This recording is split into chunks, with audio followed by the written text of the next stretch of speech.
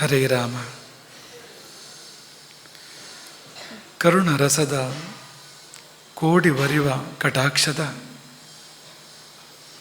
ಪರತತ್ವ ವರುಪು ವಾಲಾಪದ ವರ ಪುಣ್ಯಮಯ ಶರೀರದ ನಿರಾಭಾರಿ ಗುರುವಿರಲಿ ಎನ್ನ ಮಾನಸದಿ, ಆ ಸದ್ಗುರುವಿರಲಿ ಎನ್ನ ಮಾನಸದಿ.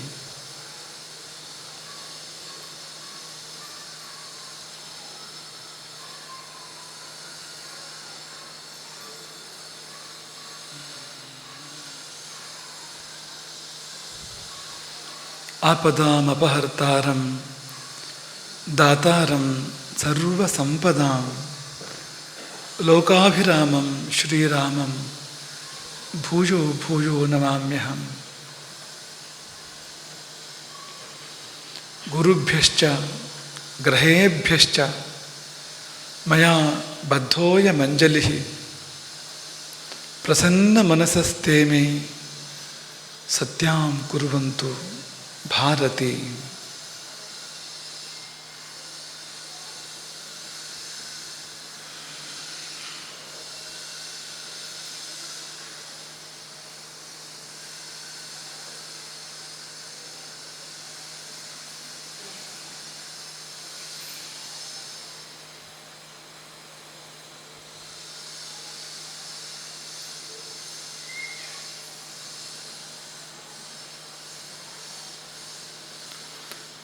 ಅನಾವರಣ ಚಾತುರ್ಮಾಸ್ಯದ ಅಂಗವಾಗಿ ಸಿದ್ದಾಪುರ ಮಂಡಲದ ಸರ್ವಸೇವೆ, ಸಿದ್ದಾಪುರ, ಇಟಗಿ, ದೊಡ್ಡಮನೆ, ಚಪ್ಪರಮನೆ ಮತ್ತು ತಾಳಗುಪ್ಪ ವಲಯಗಳ ಭಕ್ತರ ಶಿಷ್ಯರ ಶುಭಾಗಮನ.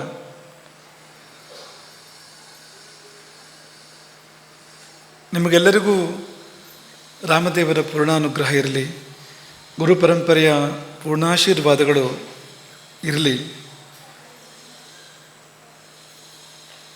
ಗುರುದೇವತಾ ಕಾರುಣ್ಯದಿಂದ ನಿಮ್ಮ ಬದುಕು ಹಸನಾಗಲಿ, ನಿಮ್ಮ ಮನಸ್ಸು ಹಸನಾಗಲಿ, ನೆಮ್ಮದಿ ಹೃದಯಕ್ಕೆ, ಸಮೃದ್ಧಿ ಮನೆಯಲ್ಲಿ. ಮನೆಗೆ ಸಮೃದ್ಧಿ, ಮನಸ್ಸಿಗೆ ನೆಮ್ಮದಿ, ಇದೆರಡು ತಾನೇ ಮುಖ್ಯವಾಗಿರುವಂಥದ್ದು ಜೀವನದಲ್ಲಿ. ಅವೆರಡನ್ನೂ ರಾಮ ಕೊಡಮಾಡಲಿ. ಈ ಸೀಮೆಗಳನ್ನು, ಈ ವಲಯಗಳನ್ನು ಸುಭಿಕ್ಷವಾಗಿ, ಸಮೃದ್ಧವಾಗಿ, ಧರ್ಮಶೀಲವಾಗಿ, ಸತ್ಯನಿಷ್ಠವಾಗಿ ಇರಿಸಲಿ ಎಂಬುದಾಗಿ ಮೊಟ್ಟ ಮೊದಲು ಪ್ರಾರ್ಥಿಸ್ತೇವೆ. ಅನಾವರಣವೂ ಕೂಡ ನಡೆದಿದೆ. ಒಂದು ಅಪರೂಪದ ದಾಖಲೆ. ಒಂದು ಕಾಲಕ್ಕೆ ಮಠದ ಭೂ ವಿಸ್ತಾರ ಏನಿತ್ತು ಎಂಬುದರ ಒಂದು ಸಣ್ಣ ಒಂದು ಸುಳಿವು. 65,000 ಎಕರೆಗಳು ಒಂದು ಹೊಸನಗರ ಮಠದ ಸುತ್ತಮುತ್ತ ಇದ್ದಂಥ ಒಂದು ಭೂಮಿ. ಅದರ 20-25 ಪಟ್ಟು ಭೂಮಿ ಒಟ್ಟು ಮಠದ ವ್ಯಾಪ್ತಿಯಲ್ಲಿ ಇದ್ದಿರುವಂಥದ್ದು. ಅಂದರೆ ಅದೆಷ್ಟೋ ಲಕ್ಷ ಎಕರೆಗಳ ಭೂ ವಿಸ್ತಾರ ಮಠಕ್ಕೆ ಒಂದು ಕಾಲದಲ್ಲಿ ಇದ್ದಿದ್ದನ್ನು ಸೂಚಿಸುವಂಥ ದಾಖಲೆಯ ಅನಾವರಣವು ಕೂಡ ಇವತ್ತಿಲ್ಲಿ ನೆರವೇರಿತು. ತಾಯಿಯ ವಿಸ್ತಾರ ಮತ್ತು ಆಳವನ್ನು ವರ್ಣನೆ ಮಾಡೋಕ್ಕೆ ಸಾಧ್ಯ ಇಲ್ಲವಂತೆ, ನಿರೂಪಣೆ ಮಾಡೋಕ್ಕೆ ಸಾಧ್ಯ ಇಲ್ಲಂತೆ. ಭೂಮಿಯು ಕೂಡ ತಾಯಿಯೇ. ಹಾಗಾಗಿ ಇಂದು ಮಾತೃಶ್ರೀಯವರಿಂದಲೇ ಆ ಕಾರ್ಯ ನೆರವೇರಿರ್ತಕ್ಕಂಥದ್ದು. ಭೂಮಿ ತಾಯಿ ಮತ್ತು ಹೆತ್ತ ತಾಯಿ ಇಬ್ಬರು ಒಂದಾದಾಗ ಆಯಿತು ಇವತ್ತು ಎಂಬುದಾಗಿ ನಾವು ಭಾವಿಸುವಂಥದ್ದು. ಅದೊಂದು ತ್ರಿಕೋಣವಂತೆ. ಘರ್ಕಿ ಮಾತಾ, ಧರತಿ ಮಾತಾ ಮತ್ತು ಗೋಮಾತಾ ಅಂತ ಒಂದು ತ್ರಿಕೋಣವಂತೆ. 3 ಬಿಂದುಗಳು. ಈ 3 ಸೇರಿದರೆ ಜೀವನ ಸಮೃದ್ಧ ಆಗ್ತದೆ. ತ್ರಿಕೋಣ ಮುರಿಬಾರ್ದು, ಈ ತ್ರಿಕೋಣವನ್ನು, ತ್ರಿಕೋಣಕ್ಕೆ ಭಂಗ ಬರಬಾರದು ಅಂತ. ಹಾಗಾಗಿ ನೋಡಿ, ಘರ್ಕಿ ಮಾತಾ, ಆಕೆ ನಮಗೆ ತುತ್ತುಣಿಸ್ತಾಳೆ, ಆಕೆ ನಮಗೆ ಹಾಲಿತ್ತು ನಮ್ಮನ್ನು ಸಲಹುತ್ತಾಳೆ, ಬೆಳೆಸ್ತಾಳೆ. ಅವಳಿಗೆ ಎಲ್ಲಿಂದ ಬಂತು ಅಂದರೆ ಗೋಮಾತಾ ಅಂತ, ಅಲ್ಲಿಂದ ಬಂತು ಆಕೆಗೆ. ಅವಳು ಕೊಟ್ಟ ಹಾಲನ್ನುಂಡು ತಾಯಿ ಹಾಲನ್ನು ಕೊಡ್ತಾಳೆ ಅಥವಾ ತಾಯಿ ಪೋಷಣೆ ಮಾಡ್ತಾಳೆ. ಗೋಮಾತೆಗೆ ಎಲ್ಲಿಂದ ಬಂತು ಅಂದರೆ ಧರತಿ ಮಾತಾ ಅಂತ. ಅಲ್ಲಿಂದ ಆಕೆ ಅಲ್ಲಿ ಬೆಳೆಯುವ ಹುಲ್ಲನ್ನು ಮತ್ತೊಂದನ್ನು ಸೊಪ್ಪು ಸೊದೆಗಳನ್ನು ಆಕೆ ಊಟ ಮಾಡ್ತಾಳೆ, ಆಕೆ ಸೇವಿಸ್ತಾಳೆ. ಮನೆಗೆ ಬಂದು ಅದೆಲ್ಲವನ್ನು ಅದರ ಸಾರ ಸರ್ವಸ್ವವನ್ನು ತೆಗೆದು ಹಾಲಾಗಿ ಮಾಡಿ ನಮಗದನ್ನು ಆಕೆ ಕೊಡ್ತಾಳೆ. ಆದರೆ ಇವರೆಲ್ಲ ಪುಕ್ಕಟ ಏನನ್ನು ಸ್ವೀಕರಿಸುವವರಲ್ಲ. ಉದಾಹರಣೆಗೆ ಘರ್ಕಿ ಮಾತಾ, ಆಕೆ ಗೋಮಾತೆಯಿಂದ ಹಾಲನ್ನು ಸ್ವೀಕಾರ ಮಾಡಿದರೆ ತಿರುಗಿ ಗೋಮಾತೆ ಸೇವೆಯನ್ನು ಮಾಡ್ತಾಳೆ, ಆಕೆಯ ಸಗಣಿಯನ್ನು ಎತ್ತುತ್ತಾಳೆ, ಆಕೆಗೆ ಹುಲ್ಲು ನೀರನ್ನು ಕೊಡ್ತಾಳೆ. ಹಾಗೆ ಗೋಮಾತೆ ಭೂಮಿಯಿಂದ ಹುಲ್ಲು ಸೊಪ್ಪು ಸೊದೆಗಳನ್ನು ಆಹಾರವಾಗಿ ಸ್ವೀಕಾರ ಮಾಡಿದರೆ ಅಂತೆ ಸ್ವೀಕಾರ ವ್ಯರ್ಥವಾಗಿ ಸ್ವೀಕಾರ ಮಾಡೋದಿಲ್ಲ ಅಂತ, ಏನು ಕೊಡದೆ ಸ್ವೀಕಾರ ಮಾಡೋದಿಲ್ಲ, ಬಿಟ್ಟಿ ಅಲ್ಲ ಅದು ಅಂತ. ಆಕೆ ತನ್ನ ಗಂಜಲ ಮತ್ತು ಗೋಮಯಗಳನ್ನು ಭೂಮಿಯಲ್ಲಿ ನಿಕ್ಷೇಪ ಮಾಡ್ತಾಳೆ. ಭೂಮಿಗೆ ತುಂಬ ಅಗತ್ಯ ಅದು. ಸಗಣಿ ಮತ್ತು ಗೋಮೂತ್ರ ಭೂಮಿಯಲ್ಲಿ ಬಿದ್ದಾಗ ಭೂಮಿ ಫಲವತ್ತಾಗತ್ತೆ, ಹುಲ್ಲು ಇನ್ನಷ್ಟು ಹುಲಸಾಗಿ ಬೆಳೆಯುತ್ತೆ, ಸಸ್ಯಗಳು ಇನ್ನಷ್ಟು ಸಮೃದ್ಧವಾಗಿ ಬೆಳೀತವೆ. ಹಾಗೆ ಈ ಮಾತೆಯವರು ಹೇಗೆ ಒಬ್ರಿಗೊಬ್ಬರು ಪರಸ್ಪರ ಉಪಕಾರಕರಾಗಿದ್ದಾರೆ ನೋಡಿ ಅಂತ. ಆ ತ್ರಿಕೋಣದ ಮಧ್ಯೆ ನಾವೆಲ್ಲ ಸುರಕ್ಷಿತ, ನಾವೆಲ್ಲ ಚೆನ್ನಾಗಿರುವಂಥದ್ದು ಅಂತ. ಆ ತ್ರಿಕೋಣವನ್ನು ಮುರಿದು ನಾವು ಹೊರಗಡೆ ಹೋಗಬಾರ್ದು. ಇವತ್ತಿನ ಸಮಾಜ ಆ ತ್ರಿಕೋಣವನ್ನು ಮುರಿದು ಬಿಟ್ಟಿದೆ. ಹಾಗಾಗಿ ಈಗ ಘರ್ಕಿ ಮಾತಾ, ತಾಯಿಗೆ ಬೆಲೆ ಇಲ್ಲ ಇವತ್ತು, ತಾಯಿಗೆ ಕೊಡಬೇಕಾದ ಸ್ಥಾನವನ್ನು ಕೊಡೋದಿಲ್ಲ. ಮುಪ್ಪಿನ ಕಾಲದಲ್ಲಿ ತಾಯಿಯನ್ನು ಮನೆಯಿಂದ ಹೊರಗೆ ಹಾಕುವವರು ಕೂಡ ಇದ್ದಾರೆ, ತಾಯಿಗೆ ಅವಮಾನ ಮಾಡುವಂಥವ್ರು ಕೂಡ ಇದ್ದಾರೆ, ಉಪೇಕ್ಷೆ ಮಾಡುವಂಥವ್ರು ಇದ್ದಾರೆ. ಗೋಮಾತೆ ಆಕೆ ಮನೆಯಿಂದಲೇ ಹೊರಗೆ ಹೋಗಿದ್ದಾಳೆ ಅಂತ ಸ್ಥಿತಿ ಇದೆ. ಊರಿಂದಲೇ ಹೊರಗೆ, ಈ ಸಿಟಿ ಲಿಮಿಟ್ಗಳ ಒಳಗಡೆಗೆ ಗೋವುಗಳನ್ನು ಸಾಕುವಂತಿಲ್ಲ ಕಾನೂನು, ಅದು ಊರಿಂದಲೇ ಹೊರಗೆ ಇಂಥ ಪರಿಸ್ಥಿತಿ ಇದೆ. ಕಸಾಯಿಖಾನೆಗೆ. ಇನ್ನು ಧರತಿ ಮಾತಾ ಅಂತ ಬಂದರೆ ಆಕೆಗೂ ನಾವು ವಿಷವನ್ನೇ ಉಡ್ತಾ ಇರುವಂಥದ್ದು. ವಿಷದ ಗೊಬ್ಬರವನ್ನು ಹಾಕಿ ಹಾಕಿ ಹಾಕಿ ಭೂಮಿ ತಾಯಿಗೆ ನಾವು ವಿಷವನ್ನು ಉಡಿದರೆ ಆಕೆ ನಮಗೇನು ಕೊಡ್ತಾಳೆ? ಅದೇ ವಿಷತಾನ್ನವನ್ನೇ ಕೊಡ್ತಾಳೆ ಆಕೆ ಮತ್ತೆ ಮರಳಿ ನಮಗೆ ಅಂತ. ಹಾಗಾಗಿ ಈ ತ್ರಿಕೋಣ ಇವತ್ತು ವಿಷಮಯ ಆಗಿದೆ. ನಾವು ಈ ಮೂರನ್ನು ಚೆನ್ನಾಗಿಟ್ಕೊಳ್ಬೇಕು. ಹಾಗಾಗಿ ಒಂದು ಮಠದ ಹಿರಿಮೆ ಅನ್ನೋದು ಆ ಮಠದಲ್ಲಿ ಎಷ್ಟು ಭೂಮಿ ಇದೆ, ಆ ಮಠದಲ್ಲಿ ಎಷ್ಟು ಚಿನ್ನ ಇದೆ, ಬೆಳ್ಳಿ ಇದೆ, ಅದರಿಂದ ಅಲ್ಲ. ಆ ಮಠ ಎಷ್ಟು ಜ್ಞಾನ ಪ್ರಸಾರ ಮಾಡಿತು, ಆ ಮಠ ಎಷ್ಟು ಜೀವಗಳಿಗೆ ದಾರಿ ತೋರಿಸ್ತು, ಪಾಪ ಎಷ್ಟು ಪರಿಹಾರ ಮಾಡಿತು, ಪುಣ್ಯ ಎಷ್ಟು ಸಂಪಾದನೆ ಆಯಿತು ಆ ಮಠದ ಕಾರಣದಿಂದಾಗಿ. ಅದರಿಂದಾಗಿ ಮಠಕ್ಕೆ ಹಿರಿಮೆ ಗರಿಮೆಗಳು ಬರುವಂಥದ್ದು. ಶಿವಪ್ಪ ನಾಯಕನ ಮಗ ವೆಂಕಟಪ್ಪ ನಾಯಕ ಶಿವಪ್ಪ ನಾಯಕನಿಗೆ ಶಿವಲೋಕ ಸಿಗಲಿ ಅಂತ ಮಠಕ್ಕೆ ಆತ ಸೇವೆಯನ್ನು ಮಾಡ್ತಾನೆ. ಇದು ಮಠದ ಕಾರ್ಯ ಅಂತ.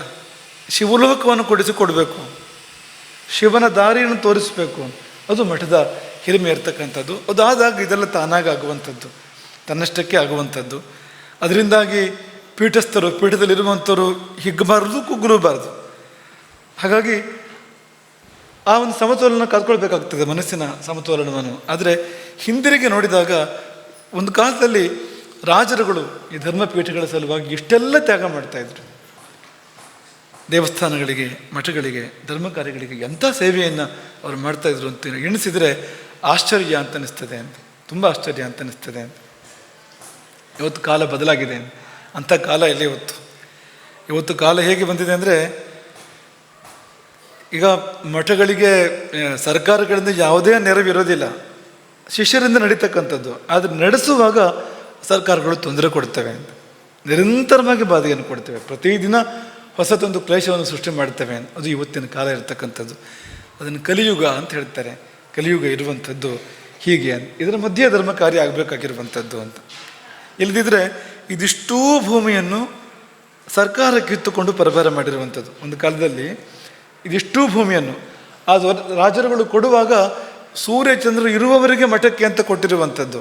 ಆದರೆ ಮಧ್ಯೆ ಬಂದವರು ಅವರ ಬುದ್ಧಿ ಕೆಟ್ಟಾಗ ಮಾಡುವ ಕೆಲಸ ಎಂಥದ್ದು ಅಂದರೆ ಇಂಥದ್ದು ಅಂತ. ಆದರೆ ಅವತ್ತಿನ ಕಾಲದಲ್ಲಿ ದಾನ ಕೊಡುವವರು ಎಲ್ಲಿವರೆಗೆ ಅವರ ಒಂದು ತೀವ್ರತೆ ಇತ್ತು ಅಂದರೆ, ಅವರು ದಾನಶಾಸ್ತ್ರಗಳಲ್ಲಿ ಬರೀತಾರೆ ಅಂತ, ಯಾರಾದರೂ ಈ ಮಠಕ್ಕೆ ಕೊಟ್ಟ ದಾನವನ್ನು ಕಿತ್ತುಕೊಂಡ್ರೆ ಅಂಥವರು 60,000 ವರ್ಷಗಳ ಕಾಲ ಮಲದಲ್ಲಿ ಕ್ರಿಮಿಗಳಾಗಿ ಬಾಳಲಿ ಅಂತ. ಹೀಗೆಲ್ಲ ದಾನಶಾಸ್ತ್ರದಲ್ಲಿ ಬರೆದಿದ್ದೆಲ್ಲ ಉಂಟು. ಅಂದರೆ ಮುಂದಿನ ಬಗ್ಗೆ ಒಂದು ಕಾಳಜಿ ಇತ್ತು ಅವರಿಗೆ ಅಂತ. ಕೊಟ್ಟ ದಾನ ಯಾವತ್ತು ಕಾಲಕ್ಕೂ ಕೂಡ ಉಳಿಬೇಕು ಅನ್ನೋ ಭಾವನೆ ಅವರಿಗಿತ್ತು ಅಂತ. ಹಾಗಾಗಿ ಅದನ್ನು ನಾವು ಎಣಿಸಿ ಮುಂದೆ ಬರುವ ಕಾಲದಲ್ಲಿ ಸಮಾಜಕ್ಕೆ ಒಂದು ಸನ್ಮತಿ ಬರಲಿ, ಆಳುವವರಿಗೆ ಕೂಡ ಒಂದು ಸನ್ಮತಿ ಬರಲಿ, ಮಠಕ್ಕೆಯನ್ನು ಕೊಡಲಿ ಅಂತಲ್ಲ, ಸಮಾಜಕ್ಕೆ ಮಾಡಬೇಕಾದನ್ನು ಮಾಡಲಿ, ಅವರು ಧರ್ಮರಕ್ಷಕರಾಗಲಿ, ಅವರು ಧರ್ಮ ಪ್ರವರ್ತಕರಾಗಲಿ, ಮತ್ತು ಸದ್ವಿದ್ಯೆಗಳಿಗೆ ಅವರು ಆಶ್ರಯವನ್ನು ಕೊಡುವಂಥವರಾಗಲಿ, ದೇವಸ್ಥಾನಗಳಿಗೆ ಆಶ್ರಯವನ್ನು ಕೊಡುವಂಥವರಾಗಲಿ ಎಂಬುದಾಗಿ ಈ ಸಮಯದಲ್ಲಿ ನಾವು ಆಶಿಸುವಂಥದ್ದು. ಆಗಲಿ ನಾವೀಗ ಕಾಲದ ಕುರಿತು ಮಾತನಾಡಬೇಕಾಗಿದೆ. ಇಷ್ಟು ಹೊತ್ತು ಮಾತನಾಡಿದ್ದು ಕಾಲದ ಕುರಿತೇ, ಕಾಲಗಳು ಹೇಗೆ ಬದಲಾಗ್ತವೆ ಅಂತ. ಒಂದು ಕಾಲ ಹೇಗಿತ್ತು, ಇಂದೊಂದು ಕಾಲ ಹೇಗೆ ಬಂದಿದೆ, ಮುಂದೊಂದು ಕಾಲ ಹೇಗೆ ಬರ್ಬೋದು ಎಂಬುದೇ ವಿಷಯ. ಹಾಗಾಗಿ ಆ ಕಾಲದ ಕುರಿತಾಗಿರ್ತಕ್ಕಂಥ ಒಂದು ಸಂವಾದ, ಕಾಲ ಕೊಡುವ ಸೂಚನೆಗಳನ್ನು ನಾವು ಅರ್ಥ ಮಾಡಿಕೊಳ್ಬೇಕು, ಆ ಪ್ರಕಾರ ಮುಂದುವರಿಬೇಕು. ಅರ್ಥ ಮಾಡಿಕೊಳ್ಳಿಕ್ಕೆ ನಮಗೆ ಶಾಸ್ತ್ರಜ್ಞಾನ ಬೇಕು. ಶಾಸ್ತ್ರಜ್ಞಾನವನ್ನು ಯಾವ ಗ್ರಹ ಕೊಡ್ತಾನೆ? ಒಟ್ಟಾರೆಯಾಗಿ ಎಲ್ಲ ವೇದಶಾಸ್ತ್ರಗಳಿಗೆಲ್ಲ ಸೇರಿ ಗುರು ಕಾರಕ. ಆದರೆ ವಿದ್ಯಾಭ್ಯಾಸ ಅಂತ ಬಂದರೆ ಬುಧ ಅಂತ.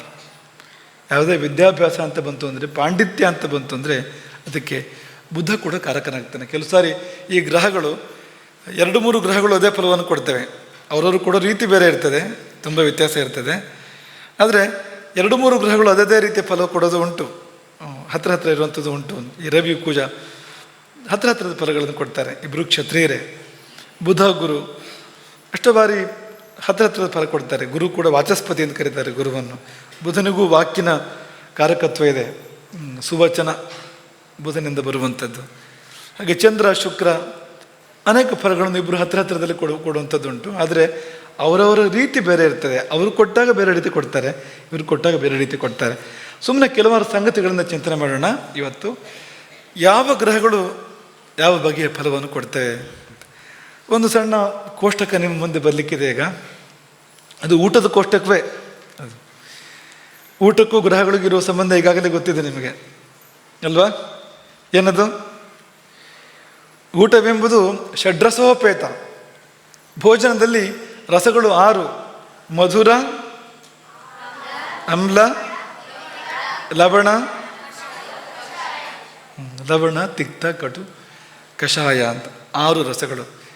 ಸಿಹಿ, ಹುಳಿ, ಸಿಹಿ ಅದಕ್ಕೆ ಹುಳಿ ಬರಬೇಕಲ್ವಾ? ಊಟ ಮಾಡೋ ಕ್ರಮ ಹೇಗೆ? ಸಿಹಿ, ಹುಳಿ, ಉಪ್ಪು, ಕಹಿ, ಖಾರ, ಒಗರು. ಈ 6 ರಸಗಳು. 6 ರಸಗಳಿಗೆ 6 ಕಾರಕ ಗ್ರಹಗಳು ಅಲ್ವಾ? ಸಿಹಿಗೆ, ಹುಳಿಗೆ, ಉಪ್ಪಿಗೆ, ಕಹಿಗೆ, ಖಾರಕ್ಕೆ ಶನಿಯಲ್ಲ, ಖಾರಕ್ಕೆ ಸೂರ್ಯ. ಕಹಿಗೆ ಬೇಕು ಅಂತ ಕೇಳಿದ್ದು. ಒಗರಿಗೆ, ಮಜ್ಜಿಗೆಗೆ, ಆ ರಸಕ್ಕೆ ಶನಿ ಅಂತ. ಹಾಲು ಮೊಸರಿಗೆಲ್ಲ ಚಂದ್ರ, ಆದರೆ ಆ ರಸ ಬಂತಲ್ವಾ ಷಡ್ರಸಗಳಲ್ಲಿ ಶನಿ. 6 ಗ್ರಹಗಳಿಗೆ 6 ರಸಗಳು. ಇನ್ನೊಬ್ಬನಿಗೆ 6 ಗ್ರಹಗಳಿಗೆ 6 ರಸಗಳು, ಇನ್ನೊಬ್ಬನಿಗೆ 6 ರಸಗಳು ಅಂತ. ಯಾರಿಗೆ ಅದು? ಬುಧನಿಗೆ ಮಿಶ್ರ. ಯಾವುದೇ ಒಂದು ರಸ ಅಂತಲ್ಲ, ಹಲವು ರಸಗಳು ಮಿಶ್ರ ಆಗ್ತವೆ ಬುಧನಿಗೆ ಅಂತ. ಈಗ ಇನ್ನೊಂದು ರೀತಿಯಲ್ಲಿ ಊಟವನ್ನು ಚಿಂತನೆ ಮಾಡೋಣ. ಊಟ ಮಾಡುವಾಗ ನೀವು ಮುಖ್ಯವಾಗಿ ಏನನ್ನು ಊಟ ಮಾಡ್ತೀರಿ? ಅನ್ನ ಊಟ ಮಾಡ್ತೀರಲ್ವಾ? ಎಲ್ಲಿಂದ ಬಂತು? ಯಾರಿಂದ ಬಂತದು? ಊಹೆ ಮಾಡಿ. ಇಲ್ಲ. ಧಾನ್ಯಗಳಲ್ಲಿ ಗೋಧಿಗೆ ಸೂರ್ಯಕಾರಕ, ಧಾನ್ಯಗಳಲ್ಲಿ ಗೋಧಿಗೆ ಸೂರ್ಯಕಾರಕ, ಅಕ್ಕಿಗೆ ಚಂದ್ರಕಾರಕ. ಮಕ್ಕಳೇ, ಇದನ್ನು ಈ ಥರ ನಾವು ಹೇಳ್ಬೋದು. ಉತ್ತರ ಭಾರತದವರ ಊಟ ರವಿ ಪ್ರಧಾನ, ದಕ್ಷಿಣ ಭಾರತದವರ ಊಟ ಚಂದ್ರ ಪ್ರಧಾನ. ಉತ್ತರ ಭಾರತದವರು ರವಿ ಪ್ರಧಾನವಾದ ಊಟವನ್ನು ಮಾಡ್ತಾರೆ, ದಕ್ಷಿಣ ಭಾರತದವರು ಚಂದ್ರ ಪ್ರಧಾನವಾದ ಊಟವನ್ನು ಮಾಡ್ತಾರೆ. ಅಂದರೆ ಗೋಧಿ ಜಾಸ್ತಿ ಉತ್ತರ ಭಾರತದಲ್ಲಿ. ನಿಮ್ಮ ಕತೆ ಕೇಳಿದಿರಲ್ವಾ? ಅಕ್ಕಿ ಗೋಧಿ ಕತೆ ಕೇಳಿಲ್ವ ನೀವು? ಒಂದು ರೈಲಿನಲ್ಲಿ ಒಬ್ಬ ಸರ್ದಾರ್ ಇನ್ನೊಬ್ಬ ಬಂಗಾಳಿ ಇಬ್ಬರು ಒಟ್ಟಿಗೆ ಪ್ರಯಾಣ ಮಾಡ್ತಾ ಇದ್ರಂತೆ. ಬಂಗಾಳಿ ಅನ್ನ ಊಟ ಮಾಡ್ತಾನೆ, ಸರ್ದಾರ್ ಗೋಧಿ ಊಟ ಮಾಡ್ತಾನೆ. ಪಂಜಾಬ್ ಅಂದ್ರೆ ಗೋಧಿ ಕಣಜ ಅದು. ಹಾಗಾಗಿ ಸರ್ದಾರ ಗೋಧಿಯನ್ನು ಊಟ ಮಾಡ್ತಾನೆ, ಬಂಗಾಳಿ ಅನ್ನವನ್ನು ಊಟ ಮಾಡ್ತಾನೆ. ಈ ಬಂಗಾಳಿ ಟಿಫಿನ್ ಕಾರಲ್ಲಿ ತೆಗಿಯೋಕೆ ಸ್ವಲ್ಪ ಕಷ್ಟಪಡ್ತಾ ಇದ್ದಂತೆ. ಕಿತ್ಕೊಂಡಂತೆ ಅವನ ಕೈಯಿಂದ ಸರ್ದಾರ್ ಒಂದೇ ಪೆಟ್ಟಿಗೆ ತೆಗೆದನಂತೆ. ಆ ಮುಚ್ಚಳವನ್ನು ತೆಗೆದು ಒಂದು ಕಿವಿ ಮಾತು ಹೇಳಿದಂತೆ. ಯಾರಿಗೆ? ಬಂಗಾಳಿಗೆ. ಗೋಧಿ ತಿನ್ನು, ಶಕ್ತಿ ಬರುತ್ತೆ ಅಂತ. ಹೀಗೆ ಅನೇಕ ಸಂಗತಿಗಳು. ಟ್ರಂಕ್ ಇಳಿಸೋಕ್ಕಾಗದೆ ಒದ್ದಾಡ್ತಾ ಇದ್ದಂತೆ. ಟ್ರಂಕನ್ನು ಸರ್ದಾರ್ ಒಂದೇ ಕೈ ಇಳಿಸ್ಕೊಟ್ಟಂತೆ. ಸರ್ದಾರ್ಜಿ ಇಳಿಸ್ಕೊಟ್ಟು ಹೇಳಿದಂತೆ, ಸ್ವಲ್ಪ ಗೋಧಿ ತಿನ್ನೋ, ಶಕ್ತಿ ಬರುತ್ತೆ ಅಂತ. 16 ಸರ್ತಿ ಆಯಿತು. ಪಾಪ ಬಂಗಾಳಿಗೂ ಭಾಳ ಕಿರಿಕಿರಿ ಆಯ್ತಂತೆ. ಅವನು ಹೋಗಿ ಮೆಲ್ಲ ಆ ಒಂದು ಚೈನ್ ಇರುತ್ತಲ್ವ, ಅಲ್ಲಿ ರೈಲ್ ನಿಲ್ಲಿಸೋಂಥ ಚೈನ್ ಇರುತ್ತೆ. ಪ್ರತಿಯೊಂದು ಬಗೆಯಲ್ಲೂ ಕೂಡ ಆ ಚೈನ್ ಎಳೆದ್ರೆ ರೈಲ್ ನಿಲ್ಲುತ್ತೆ ಅಂಥದ್ದೊಂದು ಚೈನ್ ಇರುತ್ತೆ. ಈ ಬಂಗಾಳಿ ಹೋಗಿ ಅದನ್ನ ಎಳೆಯೋಕ್ಕೆ ಪ್ರಯತ್ನ ಪಟ್ಟ ಹಾಗೆ ಮಾಡಿದ್ದಂತೆ. ಸರ್ದಾರ್ಜಿ ಎಲ್ಲಿದ್ದನು, ಅವನಿಗೆ ಕತ್ತಿನ ಪಟ್ಟಿ ಹಿಡಿದು ಈ ಕಡೆ ಎಳೆದು ಹಾಕಿ ಒಂದೇ ಪಟ್ಟಿಗೆ ಅದನ್ನು ಎಳೆದು ರೈಲ್ ನಿಂತೋಯ್ತಂತೆ. ನಿಂತು ಹೋದಾಗ ಅಲ್ಲಿ ಬಂದರು, ಟಿಕೆಟ್ ಕಲೆಕ್ಟರ್ ಬಂದ ಅಲ್ವಾ, ಅಧಿಕಾರಿಗಳು ಬಂದರು, ದಂಡ ಹಾಕಿದ್ರು ಅವನಿಗೆ. ಸುಮ್ಮನೆ ಚೈನ್ ಎಳೆದಿದ್ದಕ್ಕೆ ದಂಡ ಹಾಕಿದರು. ದಂಡ ಹಾಕಿದಾಗ ಆ ಬಂಗಾಳಿ ಸರ್ದಾರ್ಜಿ ಹೇಳಿದಂತೆ, ಅನ್ನ ತಿನ್ನು, ಸ್ವಲ್ಪ ಬುದ್ಧಿ ಬರುತ್ತೆ ಅಂತ.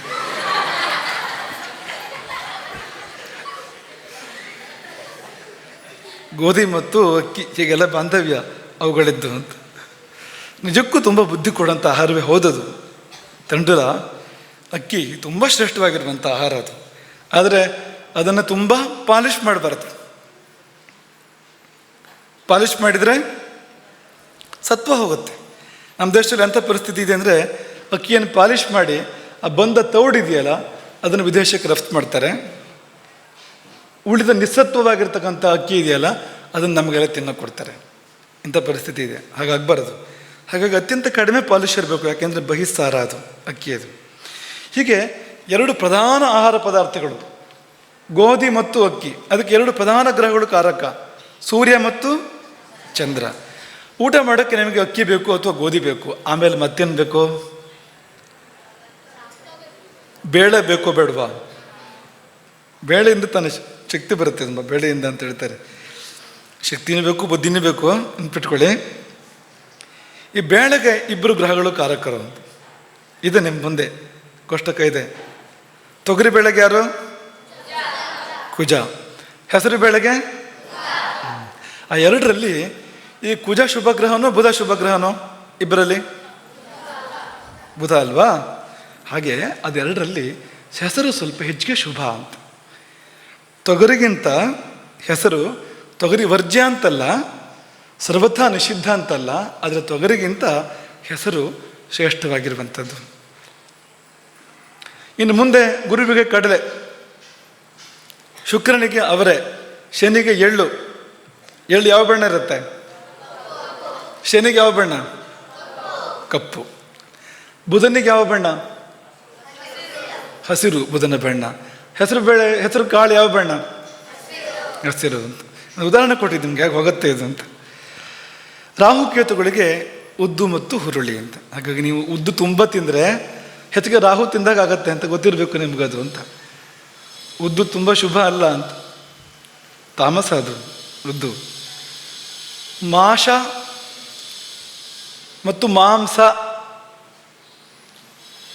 ಸ್ವಲ್ಪ ತುಂಬ ದೂರ ಅಲ್ಲ 2 ಅದೇನು ಅಂತ, ಸ್ವಲ್ಪ ಹತ್ತತ್ರನೇ ಇದೆ ಅಂತ. ಮಾಂಸ ಮತ್ತು ಮಾಷ. ಮಾಷ ಅಂದ್ರೇನು? ಅಶೇಷ ಶೇಮುಷಿ ಮಿಷ ಮಾಷ ಮಶ್ನಾಮಿ ಗೊತ್ತಲ್ವ ನಿಮಗೆ? ಅಶೇಷ ಶೇಮುಷಿ ಮುಷ ಮಾಷ ಮಶ್ನಾಮಿ. ಯಾರು ಹೇಳಿದ್ದು ಆ ಮಾತನ್ನು? ಶ್ರೀಹರ್ಷ. ಆ ಕಥೆ ಗೊತ್ತಿದೆಯಲ್ಲ ನಿಮಗೆ? ಶ್ರೀಹರ್ಷ ಉದ್ದನ್ನು ತಿಂತಾ ಇದ್ದ. ಯಾಕೆ ಉದ್ದು ತಿಂತಾ ಇದ್ದ ಅಂದರೆ ಬುದ್ಧಿ ಕಡಿಮೆ ಆಗಲಿ ಅಂತ. ಬುದ್ಧಿ ಕಡಿಮೆ ಆಗಲಿ ಅಂತ. ತೊಂಡೆ ಚಪ್ರದ ಕೆಳಗೆ ಮಲಗೋದು, ಉದ್ದು ತಿನ್ನೋದು, ತೊಂಡೆಕಾಯಿ ತಿನ್ನೋದು ಮಾಡಿದರೆ ಬುದ್ಧಿ ಕಡಿಮೆ ಆಗುತ್ತೆ ಅಂತ. ಬುದ್ಧಿ ನಮಗೆ ಹೆಚ್ಚಾಗಿದೆ ಈಗ, ಬುದ್ಧಿ ಕಡಿಮೆ ಮಾಡ್ಕೋಬೇಕಾ? ಉದ್ದು ತಿನ್ನಬೇಕು ಜಾಸ್ತಿ ಅಂತ. ಉದ್ದು ಅಂದರು ಗುದ್ದು ಅಂದರು ಜಾಸ್ತಿ ವ್ಯತ್ಯಾಸ ಇಲ್ಲ. ಉದ್ದು ಜಾಸ್ತಿ ಆದರೆ ಬುದ್ಧಿಗೆ ಗುದ್ದು ಅಂತ.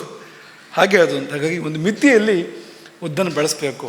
ಬೇಡವೇ ಬೇಡ ಅಂತಲ್ಲ, ಇತಿಮಿತಿ ಇರಲಿ, ಬೇಕು. ಅದಕ್ಕೊಂದು ಗಮನಕ್ಕೆ ಒಂದು ಸಲುವಾಗಿ ಹೇಳಿರ್ತಕ್ಕಂಥದ್ದು ಇದು. ಕಡಲೆಗೆ ಗುರು ಕಾರಕ ಅಲ್ವಾ. ಕಡಲೆ ಜಾಸ್ತಿ ತಿಂದರೆ ಗುರು ಅಂದ್ರೇನು? ದೊಡ್ಡದು ಅಂತ. ಹಾಗೆ ನಾವು ಕೂಡ ದೊಡ್ಡದಾಗ್ತಾ ಹೋಗ್ತೇವೆ ಅಂತ, ಕಡಲೆ ಜಾಸ್ತಿ ತಿಂದರೆ ಅಂತ. ಆದರೆ ಅದು ವರ್ಜ್ಯ ಅಲ್ಲ, ಒಳ್ಳೇದಲ್ಲ ಅಂತಲ್ಲ. ಅದು ಇತಿಮಿತಿ ಬೇಕು, ಎಲ್ಲಕ್ಕೂ ಇತಿಮಿತಿ ಬೇಕು. ನಮ್ಮ ಮನಸ್ಸಲ್ಲಿ ಇರಬೇಕು ಅದು ಅಂತ. ಹೀಗೆ ಈ ಮೊದಲು ಬಂದ ಧಾನ್ಯಗಳಿದೆಯಲ್ಲ, ಅದು ಮುಖ್ಯವಾಗಿ ಅತ್ಯಗತ್ಯ ಬಳಸುವಂಥ ಧಾನ್ಯಗಳು ಅಂತ. ಅಕ್ಕಿ, ಗೋಧಿ ಪ್ರಧಾನ ಆಹಾರಗಳು. ಬೇಳೆ ಬೇಕೇ ಬೇಕು ಅದು ಅಂತ. ಅಲ್ಲಿಂದ ಮುಂದಿನದ್ದು ಅಷ್ಟೆಲ್ಲ ಅಗತ್ಯ ಅಂತಲ್ಲ. ಅದು ಹಿತಮಿತ ನೋಡಿ ಬಳಸಲಿಕ್ಕೆ ಇರತಕ್ಕಂಥದ್ದು ಅಂತ. ಹಾಗಾಗಿ ನೋಡಿ, ಈಗ ಶನಿಗೆ ಸ್ವಲ್ಪ ಗುರು ಸೇರಿಸಿದರೆ ರುಚಿಯಾಗತ್ತೆ. ಏನಾಗತ್ತೆ ಗೊತ್ತಾ? ಹೇಳ್ತೀರಾ ನೀವು? ಶನಿ ರವಿ ಸೇರಿಸಿ ಏನು ಬರುತ್ತೆ ಹೇಳ್ತೀರಾ? ಈ ಕೋಷ್ಟಕ ನೋಡ್ಕೊಳ್ಳಿ, ಕೋಷ್ಟಕ ಪೂರ್ತಿ ನೋಡಬೇಡಿ. ಶನಿ ತಗೊಳ್ಳಿ ಕೋಷ್ಟಕದಿಂದ, ಗುರುನ ಬೇರೆ ಥರ ತಗೊಳ್ಳಿ. ಎಳ್ಳಿಗೆ ಸಿಹಿ ಸೇರಿಸಿದ್ರೆ ಏನಾಗುತ್ತೆ? ಅದು ಎಳ್ಳುಂಡೆ ರುಚಿ ಇರುತ್ತಾ ಇಲ್ವಾ? ಬರೀ ಹೇಳ್ತೀನಿ, ಸ್ವಲ್ಪ ಗುರು ಸೇರಿಸ್ಬೇಕು ಅಂತ, ಗುರು ಬರಬೇಕು ಜೊತೆಯಲ್ಲಿ, ರುಚಿ ಆಗತ್ತೆ ಅಂತ. ಬರೀ ಶನಿ ಅಲ್ಲ ಅಂತ. ಹಾಗಾಗಿ ಊಟದಲ್ಲಿ ಹೇಗೆ ಗ್ರಹಗಳು ಪಾತ್ರ ವಹಿಸ್ತೇವೆ? ನಿಮಗೆ ಈಗಾಗಲೇ ಈ ವಿಶ್ವದಲ್ಲಿ ಗ್ರಹಗಳು ಹೇಗೆ ಪಾತ್ರ ವಹಿಸ್ತೇವೆ ಅಂತ ಹೇಳಿದ್ವು. ದೇಹದಲ್ಲಿ ಗ್ರಹಗಳು ಏನೇನು ಅಂತ ಹೇಳಿದ್ವು ಅಲ್ವಾ? ಬಟ್ಟೆಯಲ್ಲಿ ಏನೇನು ಅಂತ ಹೇಳಿದ್ವು. ಇನ್ನು ಬೇರೆ ಬೇರೆ ರೀತಿಯಲ್ಲಿ ಒಂದು ಆಸ್ಥಾನದಲ್ಲಿ, ರಾಜಾಸ್ಥಾನದಲ್ಲಿ ಏನು ಅಂತ ಹೇಳಿದ್ವು. ಒಂದು ಕುಟುಂಬದಲ್ಲಿ ಗ್ರಹಗಳು ಯಾರ್ಯಾರು ಏನೇನು ಅಂತ ಹೇಳಿದ್ವು. ಒಂದು ಊಟ ತಗೊಂಡ್ರೆ ಊಟದಲ್ಲಿ ಹೇಗೆ ಗ್ರಹಗಳು ಪಾತ್ರ ವಹಿಸ್ತೇವೆ ನೋಡಿ ಅಂತ.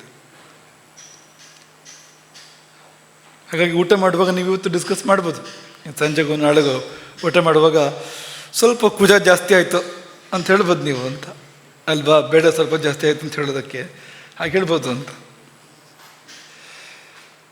ಇನ್ನು ಸಮಾಜದಲ್ಲಿ ಗ್ರಹಗಳು ಯಾವ ಥರ ಕಾಣಿಸ್ಕೊಳ್ತೇವೆ, ಯಾವ್ಯಾವ ರೂಪದಲ್ಲಿ ಕಾಣಿಸ್ಕೊಳ್ತೇವೆ ಅಂತ ಸ್ವಲ್ಪ ನೋಡೋಣ.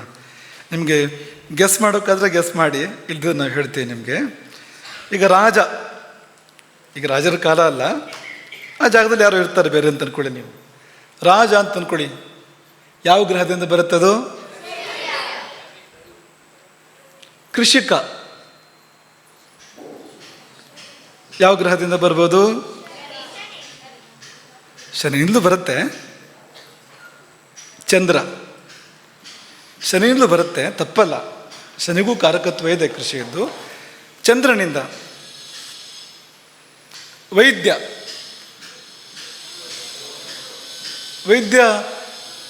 ನಾವು ವೈದ್ಯರಾಗಬೇಕಾದ್ರೆ, ಡಾಕ್ಟರ್ ಆಗಬೇಕಾದ್ರೆ, MBBS, MD, ಆಯುರ್ವೇದ, BAMS ಎಲ್ಲ ಆಗಬೇಕಾದ್ರೆ ಯಾವ ಗ್ರಹ ನಮಗೆ ಚೆನ್ನಾಗಿರ್ಬೇಕಾಗತ್ತೆ?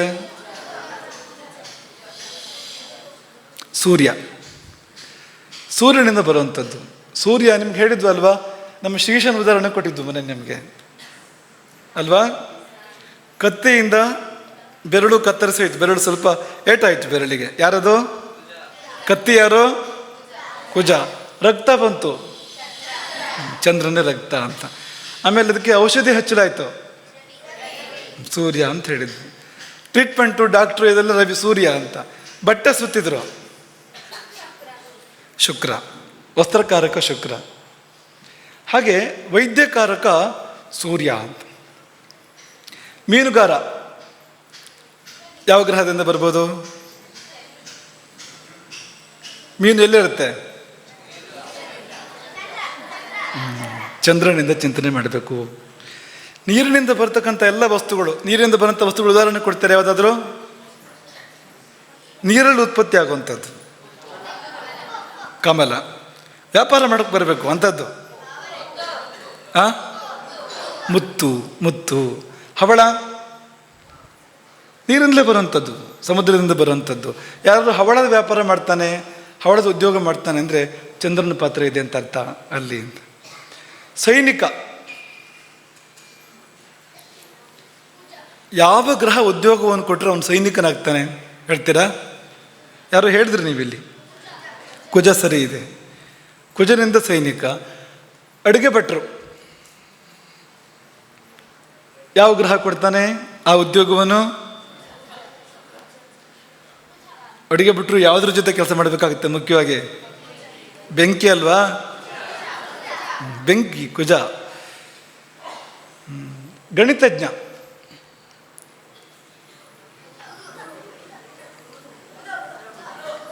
ಬುಧ. ಲಿಪಿ ಗಣಿತಾದಿ ಕಾವ್ಯ ಶಿಲ್ಪೈ. ಗಣಿತ ಬುಧನಿಂದ ಅಂತ ನೀವು ನೆನ್ಪಿಟ್ಕೊಳ್ಳಿ ಚೆನ್ನಾಗಿ. ನಿಮ್ಗೆ ಯಾರು ಗಣಿತದಲ್ಲಿ ವೀಕ್ ಇದ್ದೀರಿ ಅಂದರೆ ಸ್ವಲ್ಪ ಬುಧನ ತೊಂದರೆ ಏನೋ ಇದೆ ಅಂತ. ಈ ನಿಮ್ಗೆ ಆಗ ಹೇಳಿದ್ವಲ್ಲ ಯಾವ್ಯಾವ ಗ್ರಹಗಳಿಗೆ ಏನೇನು ಧಾನ್ಯಗಳು ಅಂತ ಹೇಳಿದ್ವಲ್ವ. ಆಯಾ ಧಾನ್ಯಗಳನ್ನು ದಾನ ಕೊಟ್ಟಾಗ ಆ ಗ್ರಹದ ದೋಷ ಶಮನ ಆಗತ್ತೆ. ಈಗ ನಿಮಗೆ ಮೂಳೆ ತೊಂದರೆ ಇದೆ ಅಂತ ಅಂದ್ಕೊಳ್ಳಿ. ನೀವೇನು ದಾನ ಕೊಡಬೇಕು? ಆಗ ಗೋಧಿ ದಾನ ಕೊಡಬೇಕು. ಯಾಕೆಂದರೆ ಮೂಳೆಗೆ ಕಾರಕ ಗ್ರಹ ಯಾವುದು? ಸೂರ್ಯ. ಹಾಗಾಗಿ ಮೂಳೆ ದುರ್ಬಲ ಆಯಿತು, ಮೂಳೆಯಲ್ಲಿ ತೊಂದರೆ ಬಂತು ಅಂದರೆ ಗೋಧಿಯನ್ನು ದಾನ ಕೊಡೋದ್ರಿಂದ ನಮಗೆ ಸಮಾಧಾನ ಸಿಗ್ಬೋದು, ಸಿಗೋ ಸಾಧ್ಯತೆ ಇರುತ್ತೆ ಅಂತ. ಈಗ ಜಗಳ ಆಗ್ತಾ ಇದೆ ಅಂತ ಅಂದ್ಕೊಳ್ಳಿ, ಗಂಡ ಹೆಂಡತಿ ಜಗಳ ಆಗ್ತಾ ಇದೆ ಅಂತ ಅಂದ್ಕೊಳ್ಳಿ. ಯಾವ ಧಾನ್ಯ ದಾನ ಕೊಟ್ಟಿದ್ರಿಂದ ಸ್ವಲ್ಪ ಸಮಾಧಾನ ಸಿಗ್ಬೋದು ಹೇಳ್ತೀರಾ?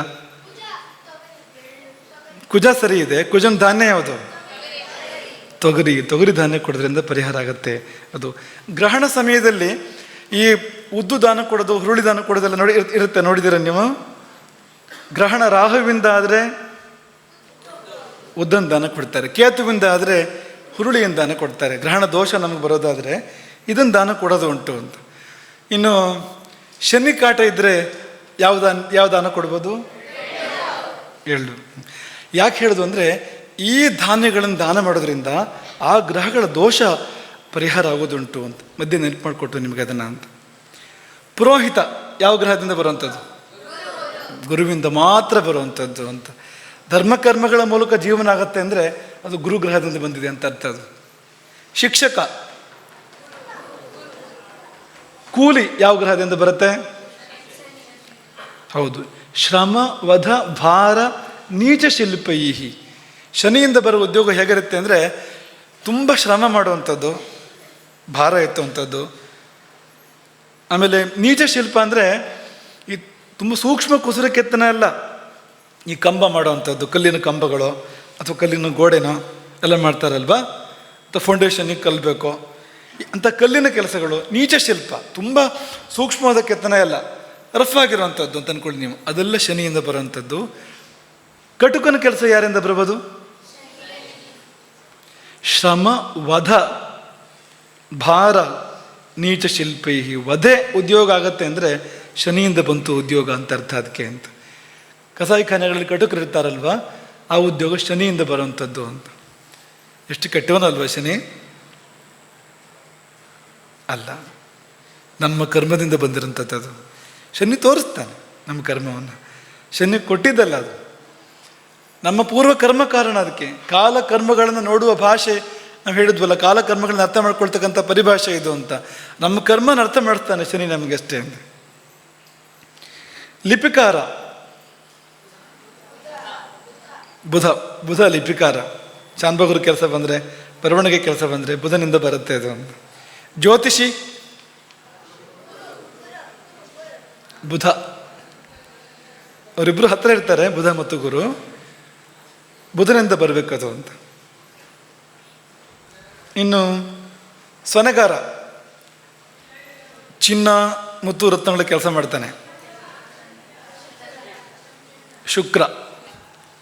ಶುಕ್ರನಿಂದ ಬರುವಂಥದ್ದು ಅದು. ಹಸು ಎಮ್ಮೆಗಳಿಂದ ಜೀವನ ಮಾಡ್ತಾನೆ, ಶುಕ್ರನಿಂದ. ಕಾವ್ಯಾಂಶೆ ಮಣಿ ರಜತಾದಿ ಗೋ ಮಹಿಷ್ಯೈ. ಬೆಳ್ಳಿ ಚಿನ್ನ ಮಣಿಗಳು ಮತ್ತು ಹಸುಗಳು ಎಮ್ಮೆಗಳು ಇದೆಲ್ಲ ಇಟ್ಕೊಂಡು ಮಾಡುವ ವ್ಯವಹಾರ ಇದೆಯಲ್ಲ, ಶುಕ್ರನಿಂದ ಬರೋವಂಥದ್ದು ಅದು ಅಂತ. ಮಕ್ಕಳು ಕೆಲವು ಭಾವಗಳನ್ನ ಹೇಳ್ತೇವೆ ನಾವು, ಯಾವ ಗ್ರಹದಿಂದ ಬರುತ್ತೆ ಅಂತ ಹೇಳ್ತಾರೆ ನೀವು? ಧೈರ್ಯ ಯಾರಿಂದ ಬರುತ್ತೆ? ಸೂರ್ಯನಿಂದ ಬರುತ್ತೆ. ನಿದ್ರೆ ಶುಕ್ರ ಅಂದರೆ ಶಯ್ಯಗೆ ಶುಕ್ರಕಾರಕ. ಮಂಚ, ಮಲಗೋ ಕೋಣೆ, ಮಂಚ ಇದೆಲ್ಲ ಶುಕ್ರನೇ. ನಿದ್ದೆ ಚಂದ್ರನಿಂದ ಬರೋಂಥದ್ದು. ರಾತ್ರಿ ಕಾರಕ ಅಲ್ವಾ ಚಂದ್ರ? ಸುಳ್ಳಿಗೆ ಯಾರ ಕಾರಕ? ಸುಳ್ಳು ಅಲ್ಲ, ಕುಜನಿಂದ ಸುಳ್ಳು ಅಂತ. ಕಳ್ಳತನ ಶನಿಯಿಂದ ಬರುತ್ತೆ. ಕುಜನಿಂದ ಬರೋಂಥದ್ದು. ಚೋರಕಾರಕ ಕುಜ, ಅಸತ್ಯ ಮಿಥ್ಯಾಕಾರಕ ಕೂಡ ಕುಜ. ಮೋಸ ಯಾರಿಂದ? ಶನಿಯಿಂದ. ಸೂರ್ಯಾತ್ಮಜೋ ವಂಚನಾತ್, ಸೂರ್ಯನ ಮಗ ಶನಿ, ಅವನಿಂದ ವಂಚನೆಯನ್ನು ಅರ್ಥ ಮಾಡ್ಕೋಬೇಕು. ರಾಮನ ಜಾತಕ ತೋರಿಸ್ತೀಯ ಸುರೇಶ ಒಂದ್ಸರಿ? ನೋಡಿ, ಈ ಜಾತಕದಲ್ಲಿ ರಾಮನಿಗೆ ಸಾಮ್ರಾಜ್ಯನ ಕೊಡಬೇಕಾದವನು ಸೂರ್ಯ, ಸಾಮ್ರಾಜ್ಯಾಧಿಪತಿತ್ವ, ಚಕ್ರವರ್ತಿ ಆಗಬೇಕಲ್ವಾ, ಅದನ್ನು ಕೊಡಬೇಕಾದವನು ಸೂರ್ಯ ಅಂತ. ಅದು ತಪ್ಪು ಹೋಯ್ತು. ಅದಕ್ಕೆ ಭಂಗ ಬಂತು. ಯಾರಿಂದ ಬಂತು? ಕುಜನಿಂದ ಭಂಗ ಬರುತ್ತೆ. ಭೌಮೋ ಭಂಗಂ ಕುರುತೆ, ಕುಜ ಭಂಗವನ್ನು ಮಾಡ್ತಾನೆ ಅಂತ. ಕುಜ ನೋಡ್ತಾನೆ ರವಿಯನ್ನು. ಯಾಕೆ ಅಂತ ಗೊತ್ತು ನಿಮಗೆಲ್ಲ, ಪಾಪ ಅವ್ರಿಗೆ ಹೊತ್ತಾಗಿ ಬಂದವರಿಗೆ ಗೊತ್ತಿಲ್ಲದೆ ಇರ್ಬೋದು. ಕುಜ ತಾನಿರುವಲ್ಲಿಂದ 4ನೇ ಮನೆಯನ್ನು ನೋಡ್ತಾನೆ. ತಾನು ಎಲ್ಲಿದ್ದಾನೋ ಅಲ್ಲಿಂದ 4ನೇ ಮನೆ ನೋಡ್ತಾನೆ ಕುಜ. ಮಕರ, ಕುಂಭ, ಮೀನ, ಮೇಷ, ಅಲ್ಲಿ ಯಾರಿದ್ದಾರೆ? ರವಿಯನ್ನು ಕುಜ ನೋಡಿದ್ದ. ರವಿಯನ್ನು ಕುಜ ನೋಡಿದ ಅಂದ್ರೆ ಅರ್ಥ ಏನು? ರವಿ ಅಂದರೆ ರಾಜ್ಯ, ಕುಜ ಅಂದರೆ ಭಂಗ ಅಂತ. ಕನೆಕ್ಷನ್ ಹೇಗೆ ಬರುತ್ತೆ ಅಂದರೆ ರಾಜ್ಯ ಭಂಗ ಆಯಿತು. ರಾಜ್ಯಾಭಿಷೇಕ, ಪಟ್ಟಾಭಿಷೇಕ ಆಗಬೇಕಾಗಿತ್ತಲ್ವಾ, ಇನ್ನೇನು ಇವತ್ತಾಗಬೇಕು ಅಂತಿತ್ತಲ್ವಾ, ಅದು ಭಂಗ ಆಯಿತು. ಯಾರಿಂದ ಭಂಗ ಆಯಿತು? ಭೌಮೋ ಭಂಗಂ ಕೊರುತ್ತೆ. ಇನ್ನೊಂದು ಗ್ರಹ ನೋಡ್ತಾನೆ ರವಿಯನ್ನು. ಎಲ್ಲ ಗ್ರಹಗಳು ತಮ್ಮ 7ನೇ ಮನೆಯನ್ನು ನೋಡ್ತವೆ ಅಲ್ವಾ. ಇವತ್ತು ಹೊಸದಾಗಿ ಬಂದವರು ಸಲುವಾಗಿ ಹೇಳ್ತಾ ಇರುವಂಥದ್ದು. ಶನಿ ಅವನಿರೋಲ್ಲಿಂದ 7ನೇ ಮನೆ ಲೆಕ್ಕ ಹಾಕಿ ನೀವು. ಶನಿ ಇರೋಲ್ಲಿಂದ ಮೇಷ 7ನೇ ಮನೆ ನೋಡ್ತಾನೆ. ಶನಿಯಿಂದ ಏನು ತಿಕ್ತಾನೆ ಹೇಳಿದ್ರು ನಿಮ್ಗೆ ನಾವು? ಮೋಸ, ವಂಚನೆ. ಏನಾಯಿತು ಹೇಳಿ? ಆ ಸಮಯದಲ್ಲಿ ಒಂದು ಮೋಸ ಆಯ್ತಲ್ವಾ, ಒಂದು ವಂಚನೆ ನಡೀತಲ್ವಾ. ದಶರಥನಿಗೆ ಗೊತ್ತಿತ್ತ ಮೊದಲು ಕೌಸಲ್ಯ ಕೈಕೇಯಿ ಏನು ವರ ಕೇಳ್ತಾಳೆ ಅಂತ. ದಶರಥ ರಾಮನಿಗೆ ಹೇಳ್ತಾನೆ, ನನಗಾದ ವಂಚನೆಯನ್ನು ನೀನು ಪರಿಹಾರ ಮಾಡಬೇಕು ಅಂತ.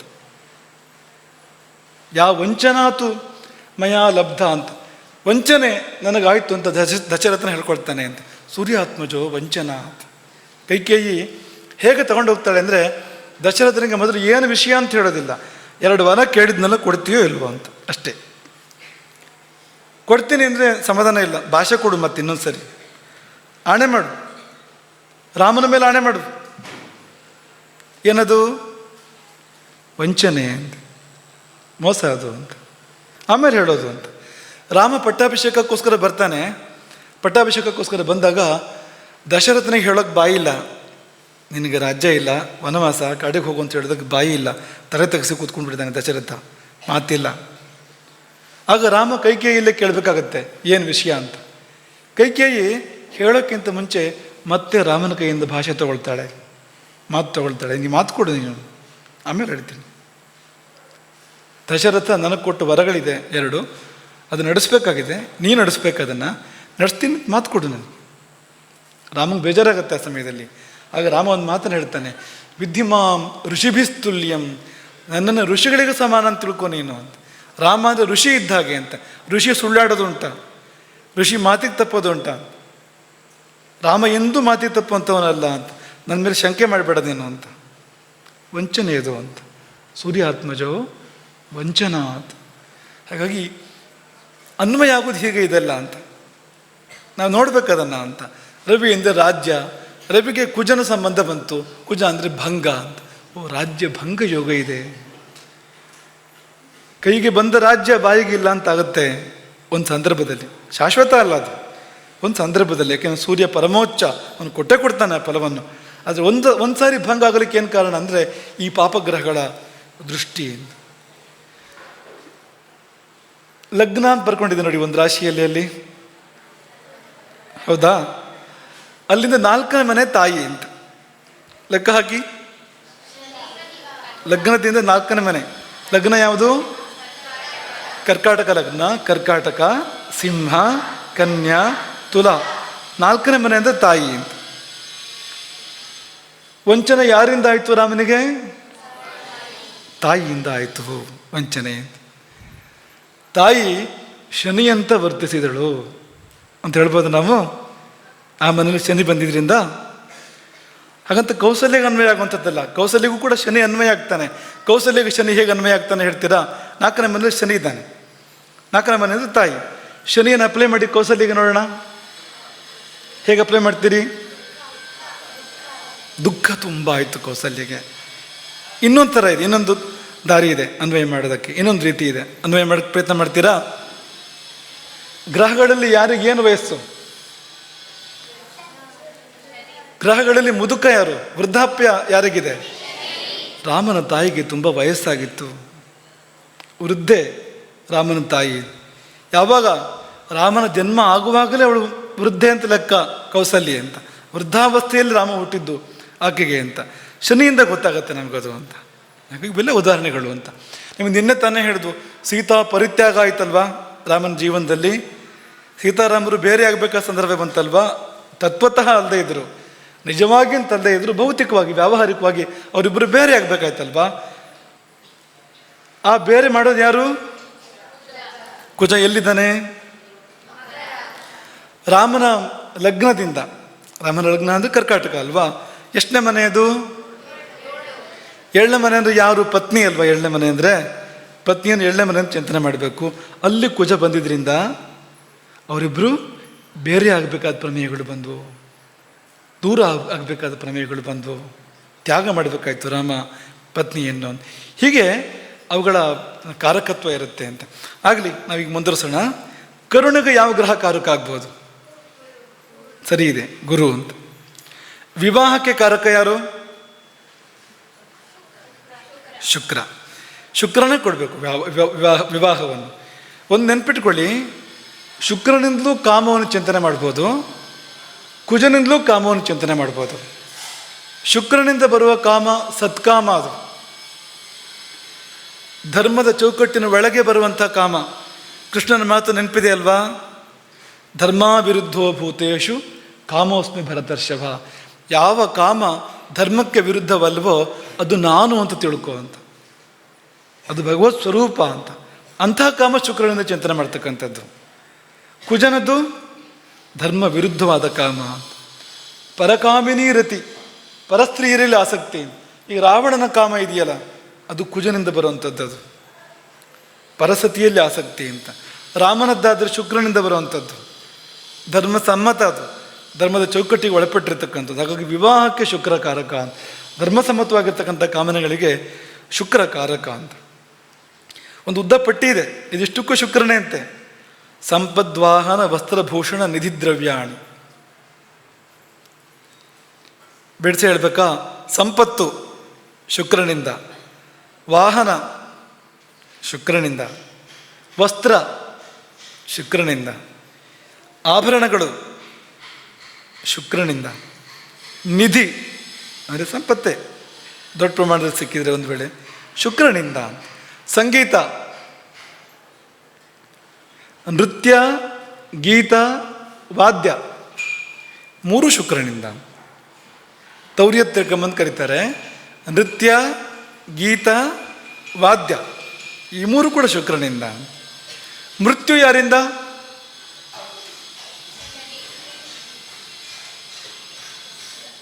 ನಿಮಗೆ ಹೆದರಿಕೆ ಆಗ್ಬಿಡ್ತಾರೆ ನಿಮಗೆ ಅಂತ. ಶನಿಯಿಂದ, ಮರಣಕಾರಕ ಶನಿ. ಭಯ ಯಾರಿಂದ? ಭಯಕಾರಕ ಯಾರು? ಶನಿಯೇ ಭಯಕಾರಕ. ಭಕ್ತಿಕಾರಕ ಯಾರು? ಮುಕ್ತಿಕಾರಕ ಯಾರು? ಗುರು. ವೈರಕ್ಕೆ ಯಾರು ಕಾರಕ? ವೈರಕ್ಕೆ ಮಂಗಲಕಾರಕ. ವೈರ ಅಂದರೆ ಬೇರೆ ಆಗೋದಲ್ವಾ, ಪರಸ್ಪರ ವಿರುದ್ಧ ಆಗೋದು, ಜಗಳ, ಕಲಹ, ಯುದ್ಧ, ಅದೆಲ್ಲ ಕುಜನಿಂದ ಬರುವಂಥದ್ದು. ಆದರೆ ಗುರು ಕೂಡ ವೈರವನ್ನು ಕೊಡ್ತಾನಂತೆ. ಎಂಥ ವೈರ ಗೊತ್ತಾ?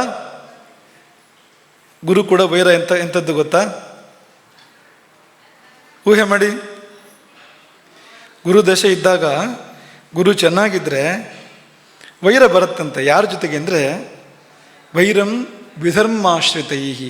ಯಾರು ಅಧರ್ಮಿಗಳೋ, ಯಾರು ಪಾಪಿಗಳೋ, ಯಾರು ವಂಚಕರೋ, ಸುಳ್ಳುಗಾರರೋ, ಮೋಸಗಾರರೋ ಅವ್ರ ಮೇಲೆ ವೈರ ಬರುತ್ತೆ. ಗುರುವಿನ ದಶೆಯಲ್ಲಿ ಕೆಟ್ಟವರ ಜೊತೆ ವೈರ ಬರುತ್ತೆ ಅಂತ. ಈ ರಾಮನಿಗೂ ವೈರ ಇತ್ತಲ್ವ, ರಾಮನ ಜೀವನದಲ್ಲಿ ರಾವಣನ ಮೇಲೆ ವೈರ ಇತ್ತು. ಅಂತಹ ವೈರಗಳು ಗುರುವಿಂದ ಬರುತ್ತೆ ಅಂತ. ವಿಧರ್ಮಿಗಳ ಜೊತೆಗೆ ಅಧರ್ಮಿಗಳ ಜೊತೆಗೆ ಬರೋವಂಥದ್ದು ಅಂತ. ಆದರೆ ಒಳ್ಳೆಯವರ ಜೊತೆ ವೈರ ಬರೋದು ಕುಜನಿಂದ ಬರುತ್ತೆ. ಕುಜ ಸ್ವಲ್ಪ ವ್ಯತ್ಯಾಸ ಇದ್ದರೆ, ಹೆಚ್ಚು ಕಡಿಮೆ ಇದ್ದರೆ, ಅವನ ದೆಸೆ ಬಂದರೆ ಗುರುಗಳ ಜೊತೆಗೆ ವೈರ, ಸೋದರರ ಜೊತೆಗೆ ವೈರ, ಅಥವಾ ಸಾತ್ವಿಕರ ಜೊತೆಗೆ ವೈರ, ಧರ್ಮಿಷ್ಠರ ಜೊತೆಗೆ ವೈರ, ಇಂಥ ವೈರವನ್ನು ಕುಜ ಕೊಡ್ತಾನೆ. ಆಗ ಗುರು ಕೂಡ ವೈರ ಕೊಡೋದುಂಟು. ಆದರೆ ಎಂಥ ವೈರ ಅಂದರೆ ಆ ವೈರವೂ ಕೂಡ ಗುಣವೇ ಅಂತ, ಅಂಥ ವೈರವನ್ನು ಕೊಡ್ತಾನೆ. ಹಾಗಾಗಿ ವೈರಂ ವಿಧರ್ಮ್ಯಭಿಹಿ, ವಿಧರ್ಮಾತ್ಮಕರಾಗಿ ಆಗಿ ಯಾರು ಇರ್ತಾರೋ ಅಂಥವ್ರ ಜೊತೆಗೆ ವೈರ ಅಂತ. ಆಯುಸ್ಸು ಯಾರು ಕೊಡ್ತಾನೆ?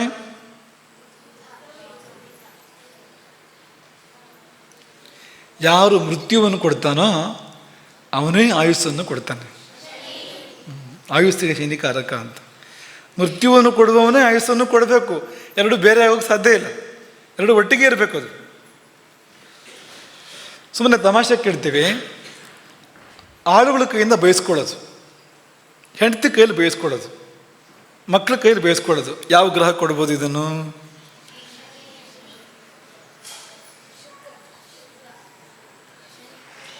ಶನಿಯೇ ಕೊಡ್ತಾನೆ.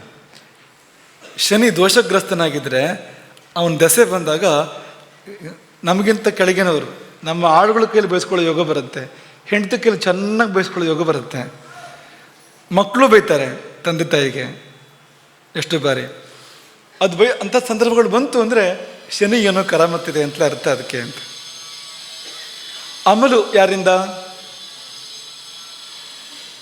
ಅಮಲು ಮತ್ತು ಶುಕ್ರನಿಂದ ಅಂತ.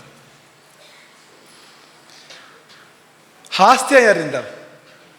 ಒಂದೇ ಗ್ರಹ ಇದಕ್ಕೆ ಕಾರಕ ಹಾಸ್ಯಕ್ಕೆ. ಹಾಸ್ಯ ಯಾರಿಂದ? ತಮಾಷೆ ಬುಧನಿಂದ. ರಾಮಾಯಣದಲ್ಲಿ ಸೀತೆ ವರ್ಣನೆ ಬರುತ್ತೆ. ಒಂದು ರಾಮನೇ ನೆನ್ಪಡ್ಕೋತಾನೆ ಮುಂದೆ. ತುಂಬ ಹಾಸ್ಯ ಮಾಡ್ತಾ ಇದ್ಲು ಸೀತೆ. ಮೃದು ಹಾಸ್ಯಾಂತರಯುತಂ. ಸೀತೆ ಮಾತುಗಳು ಹೇಗಿರ್ತಿತ್ತು ಅಂದರೆ ಮೃದು, ತುಂಬ ಮೃದುವಾದ ಮಾತುಗಳು ಸೀತೆ ಇದ್ದು. ಹಾಸ್ಯಾಂತರಯುತಂ, ತಮಾಷೆ ತುಂಬ ಇರ್ತಿತ್ತಂತೆ.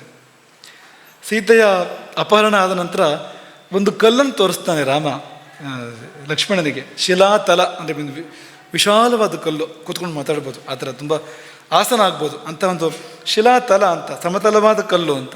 ಅದನ್ನು ತೋರಿಸಿ, ನೋಡು ಲಕ್ಷ್ಮಣ, ಇದ್ರ ಮೇಲೆ ಕೂತ್ಕೊಂಡು ಸೀತೆ ನಿನಗೆ ಏನೇನು ಹೇಳಲಿಲ್ಲ ಅಂತ, ಎಷ್ಟು ತಮಾಷೆ ಮಾಡಲಿಲ್ಲ ನಿನಗೆ ಅಂತ. ಅದು ಬುಧನಿಂದ ಬರುವಂಥದ್ದು. ಎಲ್ಲೋ ಒಂದು ಕಡೆ ಸೀತೆಯ ವಾಗ್ಸ್ಥಾನಕ್ಕೆ ಬುಧನ ಸಂಬಂಧ ಇತ್ತು ಅಂತ ಅರ್ಥ ಅದಕ್ಕೆ, ಮತ್ತು ತುಂಬ ಚೆನ್ನಾಗೇ ಇತ್ತು ಅಂತ. ಹಾಗಾಗಿ ಹಾಸ್ಯಕ್ಕೆ ಬುಧಕಾರಕ. ಯಾರಿಗೆ ಬುಧ ತುಂಬ ಚೆನ್ನಾಗಿರ್ತಾನೋ ಅವರು ಹಾಸ್ಯ ಮಾಡ್ತಾ ಇರ್ತಾರೆ ತುಂಬ, ಅಥವಾ ಹಾಸ್ಯವನ್ನು ಆಸ್ವಾದನೆ ಮಾಡ್ತಾ ಇರ್ತಾರೆ ಅಂತ, ಹಾಸ್ಯಕಾರಕ ಅಂತ. ಇಂದ್ರಿಯ ಜಯ, ಇಂದ್ರಿಯಗಳನ್ನು ಹತೋಟಿಲಿಟ್ಕೊಳ್ಳುವಂಥದ್ದು ಗುರು. ಮುಕ್ತಿ ಗುರುವಿನಲ್ಲೇ ಬರಬೇಕು ಮುಕ್ತಿ. ವ್ಯಾಪಾರ, ವ್ಯಾಪಾರದಲ್ಲಿ ಕೌಶಲ ಅಂತ. ತುಲಾ ರಾಶಿ ಗೊತ್ತಾ ನಿಮಗೆ?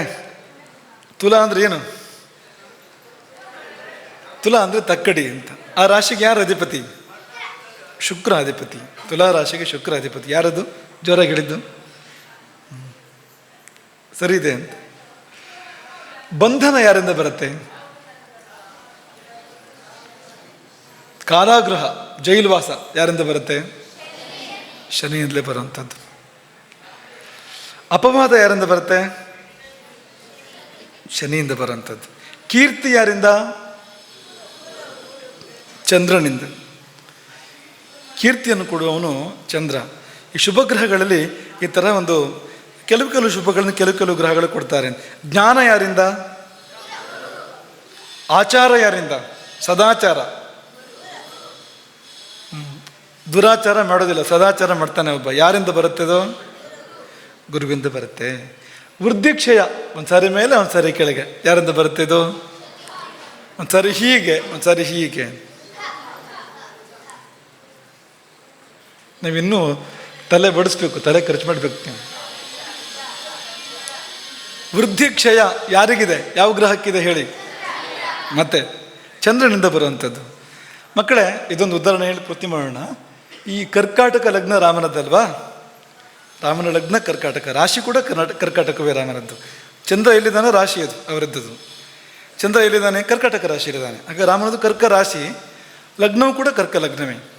ಈ ಕರ್ಕ ಯಾರ ರಾಶಿ ಗೊತ್ತಾ ನಿಮಗೆ? ನೆನಪಿದೆಯಾ ನಿಮಗೆ? ಅಧಿಪತಿ ಯಾರು ಕರ್ಕ ರಾಶಿಗೆ? ಚಂದ್ರ. ಚಂದ್ರನ ಸ್ವಭಾವ ಏನು? ಈಗ ತಾನೇ ಹೇಳಿದ್ದು, ವೃದ್ಧಿ ಕ್ಷಯ. ಒಮ್ಮೆ ಹುಣ್ಣಿಮೆಗೆ ಹೋದಾಗ ತುಂಬ ವೃದ್ಧಿ, ಅಮಾವಾಸ್ಯೆಗೆ ಬಂದಾಗ ಏನಿಲ್ಲ ಅಂತ, ಪೂರ್ತಿ ಕ್ಷಯ ಅಂತ. ರಾಮನ ಬದುಕನ್ನು ನೋಡಿ ಒಂದ್ಸರ್ತಿ ನೀವು, ಎಷ್ಟು ವೃದ್ಧಿ ಇದೆ ಅಲ್ಲಿ ಅಂದರೆ ಅಷ್ಟೆಲ್ಲ ಅತ್ಯಂತ ವೃದ್ಧಿ ಇದೆ, ಕ್ಷಯ ಹಾಗೆ ಇದೆ ಅಂತ. ಇವತ್ತು ನೋಡಿದರೆ ಯುವರಾಜನಾಗಿ ಪಟ್ಟಾಭಿಷೇಕ ಆಗಬೇಕು ಅಂಥ ಸಂದರ್ಭ, ಅರಮನೆ ವೈಭವ, ಮಂಗಲವಾದ್ಯಗಳು, ಚಿನ್ನ ಬೆಳ್ಳಿ ಮುತ್ತು ರತ್ನ, ಪೀತಾಂಬರ ಹುಟ್ಟಿದ್ದಾನೆ, ಕಿರೀಟ, ವೃದ್ಧಿ ಅಲ್ವ ಇದೆಲ್ಲ. ನಾಳೆ ಕಾಡಿನಲ್ಲಿ ವಾಸ, ಗೆಡ್ಡೆ ಗೆಣಸು ತಿನ್ನುವಂಥದ್ದು, ಬಂಡೆ ಮೇಲೆ ತಲೆ ಇಟ್ಕೊಂಡು ನಿದ್ರೆ ಮಾಡಬೇಕು, ದಿಂಬಿನ ಬದಲು ಕಲ್ಲು ಅಂತ. ಇದೇನಿದು? ಕ್ಷಯ ಅಂತ. ಈ ರಾಶಿ ಸ್ವಭಾವ ಅದು ಅಂತ, ಕರ್ಕಾಟಕ ರಾಶಿ ಸ್ವಭಾವ ಅದು ಅಂತ. ಹಾಗಾಗಿ ಕ್ಷಯಧನೈ ಸಂಯುಜ್ಯತೆ ಅಂತ. ಒಂದ್ಸಾರಿ ಕ್ಷಯ ಆಗುತ್ತೆ, ಒಂದ್ಸಾರಿ ತುಂಬ ವೃದ್ಧಿ ಆಗುತ್ತೆ, ಒಂದ್ಸಾರಿ ಹೀಗೆ, ಒಂದ್ಸಾರಿ ಹೀಗೆ ಅಂತ. ರಾಮನ ಜೀವನ ನೋಡಿ ಅಂತ. ಇದೆಲ್ಲ ಅರ್ಥ ಮಾಡ್ಕೊಳ್ಳೋಕೆ ಸಾಧ್ಯ ನಮಗದನ್ನು. ರಾಮನಿಗೇನಿಲ್ಲ ಅದರಿಂದ, ಆ ವೃದ್ಧಿಕ್ಷಯಗಳು ನಮ್ಮ ಸಲುವಾಗಿರುವಂಥದ್ದು. ಹಾಗೆ ರಾಮನಿಗೇನು ಕೊರತೆ ಇಲ್ಲ, ಅದರಿಂದ ಕಡಿಮೆ ಇಲ್ಲ. ಆದರೆ ಒಂದು ಪಾಠ ಇದೆ ನಮಗೆ ಅಂತ. ಚಂದ್ರ ಏನು ಕೆಲಸ ಮಾಡ್ತಾನೆ ಎನ್ನುವಂಥ ಒಂದು ಪಾಠ ಇದೆ. ಚಂದ್ರ ಅಂದರೆ ಮನಸ್ಸು ಅಲ್ವಾ, ಈ ಮನಸ್ಸಿಗೂ ಹಾಗೆ ಅಂತ ವೃದ್ಧಿಕ್ಷಯ ಇದ್ದೇ ಇರುತ್ತೆ ಯಾವಾಗಲೂ. ನಿಮ್ಮ ಮನಸ್ಸೇ ನೋಡ್ಕೊಳ್ಳಿ, ಕೆಲವು ಸಾರಿ ತುಂಬ ಖುಷಿಯಾಗಿರ್ತೀರಿ, ಕೆಲವು ಸಾರಿ ಏನೋ ಮೂಡಿಲ್ಲ ಅಂತ, ಆ ಥರ ಇರ್ತೀರಿ, ಸಪ್ಪೆ, ಎರಡೂ ಇರುತ್ತಲ್ಲ. ಎಲ್ರಿಗೂ ಇದೆ ಇದು. ಮನಸ್ಸು ಅಂತ ಯಾರಿಗೆಲ್ಲ ಇದೆಯೋ ಅವರಿಗೆಲ್ಲ ಒಂದು ಸಾರಿ ತುಂಬ ಖುಷಿ, ಒಂದು ಸಾರಿ ತೊಡ ಸುಖತೋ ತೊಡ ದುಃಖಹೇ, ಆ ಥರ ಇರುತ್ತೆ ನೋಡಿ. ಯಾಕೆಂದರೆ ಚಂದ್ರ ಅದು ಅಂತ. ಚಂದ್ರ ಒಂದು ಸಾರಿ ಹುಣ್ಣಿಮೆ, ಒಂದು ಸಾರಿ ಅಮಾವಾಸ್ಯೆ, ಒಂದು ಸಾರಿ ಶುಕ್ಲ ಪಕ್ಷ, ಒಂದು ಸಾರಿ ಕೃಷ್ಣ ಪಕ್ಷ ಅಂತ ಹಾಗಿರುವಂಥದ್ದು ಅಂತ. ಹೀಗೆ ಈ ಗ್ರಹಗಳು ಬೇರೆ ಬೇರೆ ರೀತಿಯ ಕಾರಕತ್ವವನ್ನು ಹೊಂದಿವೆ. ಇರಲಿ, ನಾವು ನಿಮಗೆ ಏನು ಹೇಳೋದು ಅಂದರೆ, ನೀವು ಯಾವ ಗ್ರಹದಂತೆ ಆಗಬೇಕು ಅಂದರೆ, ನೀವು ಕುಜದಂತೆ ಆಗಬಾರ್ದು, ಶನಿಯಂತೆ ಆಗಬಾರ್ದು. ಯಾರಂತೆ ಆಗಬೇಕು? ಆದರೆ ಬುಧನಂತೆ ಆಗಿ. ಪೂರ್ತಿ ಅಲ್ಲ, ಯಾವುದಲ್ಲ, ಪಾಪಿಗಳ ಜೊತೆಯಲ್ಲಿ ಸೇರಿಕೊಂಡ್ರೆ ಬುಧ ಪಾಪಿ ಆಗ್ತಾನಂತೆ ಅವನು ಕೂಡ. ನೀವು ಹಾಗಾಗಬಾರ್ದು. ಯಾರ ಜೊತೆ ಸೇರಿಕೊಂಡ್ರೆ ಒಳ್ಳೆಯವರಾಗಿರಬೇಕು. ಅಂದರೆ ಗುರು ಶುಕ್ರರು ಇಬ್ಬರೇ ಉಳ್ಕೊಂಡ್ರು ಅಲ್ವಾ. ಚಂದ್ರ ಒಂದ್ಸರಿ ಹಾಗೆ ಒಂದ್ಸರಿ ಹೀಗೆ ಇರ್ತಾನೆ, ಕ್ಷೀಣಚಂದ್ರ ಪಾಪಿ. ಆದರೆ ಪೂರ್ಣಚಂದ್ರ ಅವನು ತುಂಬ ಶುಭ. ನೀವು ಹಾಗೆ ಕೆಲವು ಸಾರಿ ಹಾಗಿರೋದು, ಕೆಲವರು ಹಾಗಿರ್ತಾರೆ, ಭಾರಿ ಒಳ್ಳೆಯವರು ಕೆಲವು ಸಾರಿ, ಇನ್ನು ಕೆಲವು ಸಾರಿ ಅವರಂಥ ಕೆಟ್ಟವರು ಬೇರೆ ಯಾರೂ ಇಲ್ಲ ಅಂತ. ಈಗ ನಮ್ಮ ಬರೀ ಅಂಥ ವಿಷಯಗಳು ಬರ್ತಾ ಇರ್ತೇವೆ, ತುಂಬ ಒಳ್ಳೆಯವರಪ್ಪ, ಆದರೆ ಆ ಸಮಯದಲ್ಲಿ ಮಾತ್ರ ಭಾರಿ ಕೆಟ್ಟವರು ಅಂತ. ಅದೊಂದು ಮಾಡ್ಕೊಂಡು ಬಂದರೆ ಭಾರಿ ಕೆಟ್ಟವರು ಅಂತ. ಅದಿಲ್ಲೇ ಇದ್ದರೆ ಬೇರೆ ಸಮಯದಲ್ಲಿ ತುಂಬ ಒಳ್ಳೆಯವರು, ಅವರಂಥ ಒಳ್ಳೆಯವರು ಬೇರೆ ಯಾರೂ ಇಲ್ಲ ಅಂತ. ಚಂದ್ರಂತರ ಸ್ವಲ್ಪ ಅಂತ ಅವರು ಅಂತ. ಹಾಗಾಗಿ ಶುಕ್ರರನ್ನು, ಚಂದ್ರ ಮತ್ತು ಬುಧರನ್ನು ಬಿಟ್ಬಿಡೋಣ. ಇನ್ನಿಬ್ರು ಉಳ್ಕೊಂಡ್ರು ಶುಭ ಗ್ರಹಗಳು, ಗುರು ಮತ್ತು ಶುಕ್ರ ಅಂತ. ನೀವು ಗುರು ಆಗ್ತೀರೋ ಶುಕ್ರ ಆಗ್ತೀರೋ? ನೀವ್ಯಾಕೆ ಶುಕ್ರ ಆಗೋದಿಲ್ಲ?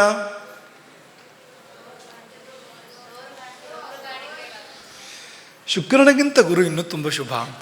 ಶುಕ್ರನದ್ದು ವೈಭವ, ಶೋಭೆ, ಸ್ವಲ್ಪ ಡಂಬಾಚಾರ ಅಂಥದ್ದೆಲ್ಲ ಜಾಸ್ತಿ ಇರುತ್ತೆ ಅಂತ, ಶೋ ಆಫ್ ಜಾಸ್ತಿ ಇರುತ್ತೆ ಅಂತ. ನಿಜವಾದ ಸ್ಟಫ್ ಇರಬೇಕು ಅಂದರೆ ಅದು ಗುರುವಲ್ಲಿ ಇರುತ್ತೆ ಅದು ಅಂತ. ಒಳಗೆ ಹೊರಗೆ ಎಲ್ಲ ಶುಭ ಅದು ಅಂತ. ಹಾಗಾಗಿ ನೋಡಿ, ಗುರುವಿಗೆ ಏನು ಹೇಳಿದ್ದಾರೆ, ಬೇಗ ಬೇಗ ನೋಡಿ ಮುಗಿಸ್ಬಿಡೋಣ ಅದನ್ನು. ಗುರುವಿಗೆ ಹೇಳಿರೋವಂಥದ್ದು ಜ್ಞಾನಂ, ಸದ್ಗುಣಂ, ಎಲ್ಲ ಸದ್ಗುಣಗಳು ಗುರುವಿಂದ ಬರೋವಂಥದ್ದು. ಎಲ್ಲ ಒಳ್ಳೆ ಗುಣಗಳು ಗುರುಗ್ರಹದಿಂದ ಬರುವಂಥದ್ದು. ನಮ್ಮಲ್ಲಿ ಯಾವುದಾದ್ರು ಒಂದು ಒಳ್ಳೆ ಗುಣ ಇದ್ದರೆ ಅದು ಗುರುಗ್ರಹದಿಂದ ಬಂದಿದೆ ಅಂತ ಅಂದ್ಕೊಳ್ಳಿ ನೀವು ಅಂತ. ಆತ್ಮಜಂ, ಮಕ್ಕಳನ್ನು ಗುರು ಕೊಡ್ತಾನೆ. ಸಚಿವಂ, ಬೇರೆಯವರಿಗೆ ಒಳ್ಳೆ ಸಲಹೆ ಕೊಡುವಂಥದ್ದು ಗುರುವಿಂದ ಬರುತ್ತೆ. ಸ್ವಾಚಾರಂ, ಒಳ್ಳೆ ಆಚಾರ, ಒಳ್ಳೆ ಆಚರಣೆ ಗುರುವಿಂದ ಅಂತ. ಆಚಾರ್ಯಕಂ, ಇನ್ನೊಬ್ಬರಿಗೆ ಒಳ್ಳೆಯ ವಿಷಯ ಹೇಳ್ಕೊಡುವಂಥದ್ದು, ನಮ್ಮಲ್ಲಿರೋ ಜ್ಞಾನವನ್ನು ಬೇರೆಯವರಿಗೆ ಹಂಚುವಂಥದ್ದು ಗುರುವಿಂದ ಬರುತ್ತೆ ಅದು. ಮಾಹಾತ್ಮ್ಯಂ, ಹಿರಿತನ, ಶ್ರೇಷ್ಠತೆ ಗುರುವಿಂದ ಅಂತ. ಶ್ರುತಿ ಶಾಸ್ತ್ರಧಿ, ವೇದಗಳ ಜ್ಞಾನ, ಶಾಸ್ತ್ರಗಳ ಜ್ಞಾನ, ಒಳ್ಳೆ ಬುದ್ಧಿ ಗುರುವಿಂದ, ಸ್ಮೃತಿ ನೆನಪು ಗುರುವಿಂದ, ಮತಿ ಗುರುವಿಂದ, ಸರ್ವೋನ್ನತಿ ಅತ್ಯಂತ ಉನ್ನತಿ ಅನ್ನುವಂತಕ್ಕಂಥದ್ದು ಗುರುವಿಂದ, ಸದ್ಗತಿಂ ಗುರುವಿಂದ, ದೇವಬ್ರಾಹ್ಮಣ ಭಕ್ತಿಂ ದೇವರಲ್ಲಿ ಭಕ್ತಿ ಬ್ರಾಹ್ಮಣರಲ್ಲಿ ಭಕ್ತಿ ಗುರುವಿಂದ ಬರುವಂಥದ್ದು. ಹಾಗೆ ತಪಸ್ಸಿನಲ್ಲಿ ಶ್ರದ್ಧೆ, ಯಜ್ಞ ಯಾಗ ಪೂಜೆ ಇಂಥವುಗಳಲ್ಲಿ ಶ್ರದ್ಧೆ ಗುರುಗ್ರಹದಿಂದ ಬರುವಂಥದ್ದು. ಕೋಶಸ್ಥಲಂ ಸಮೃದ್ಧಿಯನ್ನು ಕೂಡ ಗುರು ಕೊಡ್ತಾನೆ. ಕೋಶಾಗಾರ ಗುರು ಸಂಪೂರ್ಣ ಅನುಗ್ರಹ ಮಾಡಿದರೆ ನಮ್ಮ ಮನೇಲಿ ಒಂದು ಭಂಡಾರ, ದುಡ್ಡು ಚಿನ್ನ ಬೆಳ್ಳಿ ಇದೆಲ್ಲ ಅದ್ರ ಭಂಡಾರವೇ ಇರ್ಬೋದು, ಅದ್ರ ಸದ್ವಿನಿಯೋಗ ಆಗುತ್ತೆ ಅದೆಲ್ಲವೂ ಕೂಡ ಅಂಥದ್ದು. ವೈದುಷ್ಯಂ ವಿದ್ವತ್ತು, ವಿಜಿತೇಂದ್ರಿಯಂ ಇಂದ್ರಿಯಗಳ ಮೇಲೆ ಹತೋಟಿ, ಕಣ್ಣು ಕಿವಿಗಳ ಮೇಲೆ ಹತೋಟಿ. ಧವ ಸುಖಂ ಪತಿ ಸುಖ, ಪತ್ನಿಯರಾದರೆ ಸ್ತ್ರೀಯರಿಗೆ ಹೇಳುವಂಥದ್ದು ಪತಿಯಿಂದ ಬರುವಂಥ ಸುಖ, ನ್ಯಾಯವಾಗಿರ್ತಕ್ಕಂಥ ಸುಖ ಅದು. ಸಮ್ಮಾನಂ ಅಂದರೆ ಗೌರವ, ಕೊಟ್ಟ ಕೊನೆಯದ್ದು ಗೌರವ ಅಂತ ಶಬ್ದವೇ ಇದೆ. ಗೌರವ ಅಂದರೆ ಏನು? ಗುರುಭಾವ, ಅದೇ ಗೌರವ ಅಂತ. ಆ ಶಬ್ದವೇ ಗುರುವಿನ ಶಬ್ದದಿಂದ ಬಂದಿರತಕ್ಕಂಥದ್ದು. ಗೌರವ ಅನ್ನೋ ಶಬ್ದವೇ ಅಲ್ಲಿಂದ ಬರುವಂಥದ್ದು. ಕೊಟ್ಟ ಕೊನೆಯದ್ದು ದಯೆ, ಗುರುವಿಂದ ಬರುವಂಥದ್ದು ಅಂತ. ಹಾಗಾಗಿ ಗುರುವಿನ ಸ್ವರೂಪ ವರ್ಣನೆ ಮಾಡಬೇಕಾದ್ರೆ ಬೃಹತ್ತನು ಅಂತ, ತುಂಬ ದೊಡ್ಡವನು ಅಂತ. ಶರೀರ ಮಾತ್ರ ಅಲ್ಲ, ಮನಸ್ಸು ಕೂಡ ತುಂಬ ದೊಡ್ಡದು. ದೊಡ್ಡ ಗುಣ, ದೊಡ್ಡ ಮನಸ್ಸು, ದೊಡ್ಡತನ ಇದೆಲ್ಲ ಗುರುವಿಂದ ಬರೋವಂಥದ್ದು. ಹಾಗಾಗಿ ಬೃಹತ್ತನು ಪಿಂಗಲ ಮೂರ್ಧಜೇಕ್ಷಣ, ಅವನ ಕಣ್ಣು ಚಿನ್ನವಂತೆ. ಅಂದರೆ ಚಿನ್ನದ ದೃಷ್ಟಿ ಅಂತ, ಅವನಿಗೆಲ್ಲ ಚಿನ್ನವಾಗಿ ಕಾಣುತ್ತೆ ಪ್ರಪಂಚ ಅಂತ ಗುರುವಿಗೆ ಅಂತ, ಕೆಟ್ಟದ್ದಲ್ಲ ಅಂತ, ಒಳ್ಳೆಯದನ್ನು ನೋಡ್ತಾನೆ ಗುರು ಅಂತ. ಹಾಗಾಗಿ ಪಿಂಗಲ ಮೂರ್ಧಜೇಕ್ಷಣ ಬೃಹಸ್ಪತಿ ಶ್ರೇಷ್ಠಮತಿ ಕಫಾತ್ಮಕ ಅಂತ. ಕಫಧಾತು ಗುರುವಿಂದ ಚಿಂತನೆ ಮಾಡುವಂಥದ್ದು. ಯಾರಿಗೆ ಕಫಧಾತುವೇ ಮುಖ್ಯವಾಗಿರ್ತದೋ ಶರೀರದಲ್ಲಿ, ಶುದ್ಧ ಕಫ ಪ್ರಕೃತಿ ಯಾರಾಗಿರ್ತಾರೋ ಅವರು ಸದ್ಗುಣಗಳ ಖನಿಯಾಗಿರ್ತಾರೆ ಅಂತ. ಯಾಕೆಂದರೆ ಗುರುವಿಂದ ಬರುವಂಥದ್ದು ಅವೆಲ್ಲವೂ ಕೂಡ ಅಂತ. ಇದಿಷ್ಟನ್ನು ಹೃದಯದಲ್ಲಿ ಧಾರಣೆ ಮಾಡಿ ನಾಳೆ ಇಲ್ಲಿಂದ ಮುಂದಕ್ಕೆ ಹೋಗೋಣ. ನಾಳೆ ರಾಶಿಯನ್ನು ಚಿಂತನೆ ಮಾಡೋಣ. ನಾಳೆಯಿಂದ ಗ್ರಹಗಳ ಬಗ್ಗೆ ತುಂಬ ಸಾಕಷ್ಟು ಚಿಂತನೆ ನಡೀತು. ರಾಶಿಗಳನ್ನು ಚಿಂತನೆ ಮಾಡೋಣ. ನಮಗೆ ರಾಶಿಗಳು ಗ್ರಹಗಳು ಎರಡೂ ಅರ್ಥ ಆಗಬೇಕು, ಆದರೆ ತುಂಬ ವಿಷಯ ಅರ್ಥ ಆಗಿಬಿಡುತ್ತೆ. ಕಾಲದ ಭಾಷೆ ಬಹುತೇಕ ಅರ್ಥ ಆದಾಗೆ ಇದೆರಡೂ ಚೆನ್ನಾಗಿ ಅರ್ಥ ಆದರೆ. ಹಾಗಾಗಿ ಗ್ರಹ ಅಂದರೆ ಚಲನಶೀಲ, ರಾಶಿ ಅಂದರೆ ಸ್ಥಳ, ಅದು ಜಾಗ, ಅದು ಚಲನಶೀಲ ಅಲ್ಲ, ಅದು ಮನೆ ಇದ್ದ ಹಾಗೆ, ಅದು ಅಲ್ಲಿಗೆ ಗ್ರಹಗಳು ಓಡಾಡ್ತಾ ಇರ್ತವೆ ಅಂತ. ಹಾಗಾಗಿ ಈ ರಾಶಿ ಅನ್ನುವುದು ಸ್ಥಿರ ಆದರೆ ಗ್ರಹ ಅನ್ನೋದು ಚರ. ಈ ಸ್ಥಿರ ಚರ ಎರಡು ಸೇರಿ ಈ ಜಗತ್ತು ಇರ್ತಕ್ಕಂಥದ್ದು. ಜಗತ್ತು ನಮ್ಗೆ ಅರ್ಥ ಆಗಬೇಕು ಅಂದರೆ ಇದೆರಡೂ ಅರ್ಥ ಆಗಬೇಕು ಅಂತ. ನಮಗೆ ಸ್ಥಿರವೆಲ್ಲ ರಾಶಿಯಿಂದ ಅರ್ಥ ಆದರೆ ಚರವೆಲ್ಲ ಗ್ರಹಗಳಿಂದ ಅರ್ಥ ಆಗುತ್ತೆ. ಜಗತ್ತು ಸ್ಥಾವರ ಜಂಗಮಾತ್ಮಕ ಅಂತ. ಹಾಗಾಗಿ ರಾಶಿ ಮತ್ತು ಗ್ರಹ ಎರಡನ್ನೂ ಅರ್ಥ ಮಾಡ್ಕೊಳ್ಳೋಣ. ಮತ್ತು ಮುಂದಕ್ಕೆ ವಿಷಯಗಳಿದೆ, ನಕ್ಷತ್ರ ಇದೆಲ್ಲ ಇದೆ. ಹಾಗಾಗಿ ಆ ಕಡೆ ಮುಂದುವರಿಯೋಣ. ಮತ್ತೊಮ್ಮೆ ನಿಮಗೆ ಹೇಳುವಂಥದ್ದು, ಶನಿ ಆಗಬೇಡಿ, ಕುಜ ಆಗಬೇಡಿ, ಬುಧ ಆಗಿ ಅದು ಬುಧನಿಗಿರುವ ಎಲ್ಲದೂ ಕೂಡ ಬೇಡ ನಿಮಗೆ ಅಂತ. ಒಂದೆರಡು ಬೇಡದಿರೋದು ಇದೆ ಅಲ್ಲಿ ಅಂತ. ಶನಿಯಲ್ಲಿ ಒಂದೆರಡು ಬೇಕಾದ್ದು ಇದೆ.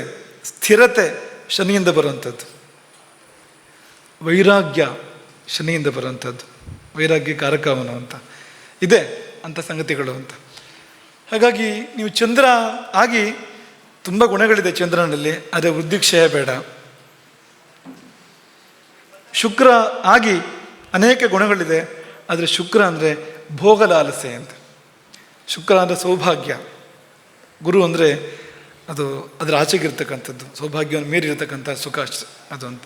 ಗುರುವಾಗಿ ಅಂತ, ಗುರುವಿನ ಎಲ್ಲ ಗುಣಗಳು ಗ್ರಾಹ್ಯವಾಗಿರುವಂಥದ್ದು, ಬೇಕಾಗುವಂಥದ್ದು ಜೀವನದಲ್ಲಿ ಅಂತ. ಹಾಗಾಗಿ ಗುರುಪಾಸನೆಯಿಂದ ನೋಡಿ, ನೀವು ಗುರು ಸೇವೆ ಮಾಡ್ತೀರಿ, ಅದರಿಂದ ಏನು ಲಾಭ ಆಗುತ್ತೆ ಅಂದರೆ, ಒಂದು ವೇಳೆ ನಮ್ಮ ಜಾತಕದಲ್ಲಿ ಆ ಗುರು ದುರ್ಬಲ ಇದ್ದರೆ, ನಮ್ಮ ಜನ್ಮ ಸಮಯದಲ್ಲಿ ಗುರುವಿಗೆ ಬಲ ಕಡಿಮೆ ಇದ್ದರೆ ಆ ಬೈ ಡಿಫಾಲ್ಟ್ ನಮಗೆ ಕಡಿಮೆ ಇದೆ ಅಂತ ಅರ್ಥ. ಅದಕ್ಕೆ ನಾವು ಹುಟ್ಟುವಾಗ ಗುರುಬಲ ಕಡಿಮೆ ಇಟ್ಕೊಂಡು ಹುಟ್ಟಿದ್ದೀವಿ ಅಂತ ಅರ್ಥ. ಅದಕ್ಕೆ ಅದನ್ನು ಸಂಗ್ರಹ ಮಾಡಬೇಕು ನಾವು ಗುರು ಸೇವೆಯ ಮೂಲಕ ಅಂತ, ಗುರುಭಕ್ತಿಯ ಮೂಲಕ, ಗುರುಪಾಸನೆಯ ಮೂಲಕ ಸಂಗ್ರಹ ಮಾಡೋಕ್ಕೆ ಸಾಧ್ಯ ಇದೆ. ಹಾಗಾದಾಗ ಈ ಎಲ್ಲ ಗುಣಗಳು ಕೂಡ ಬರ್ತವೆ ನಮಗೆ ಅಂತ. ಹಾಗಾಗಿ ಅದನ್ನು ಪಡ್ಕೊಂಡು ನಮ್ಮ ಜೀವನವನ್ನು ನಾವು ಉದ್ಧಾರ ಮಾಡಿಕೊಳ್ಳೋಣ. ನಮ್ಮ ಜ್ಞಾನದಿಂದ ಶುರು ಮಾಡಿ, ಭಕ್ತಿಯಿಂದ ಶುರು ಮಾಡಿ, ಮುಕ್ತಿಯವರೆಗೆ ವ್ಯಾಪ್ತಿ ಇರತಕ್ಕಂಥ ಒಂದು ಗ್ರಹ. ಹಾಗಾಗಿ ಗುರುವನ್ನು ನಾವು ವಂದಿಸಿ ನಮ್ಮ ಬದುಕನ್ನು ನಾವು ಧನ್ಯ ಮಾಡಿಕೊಳ್ಬೇಕು.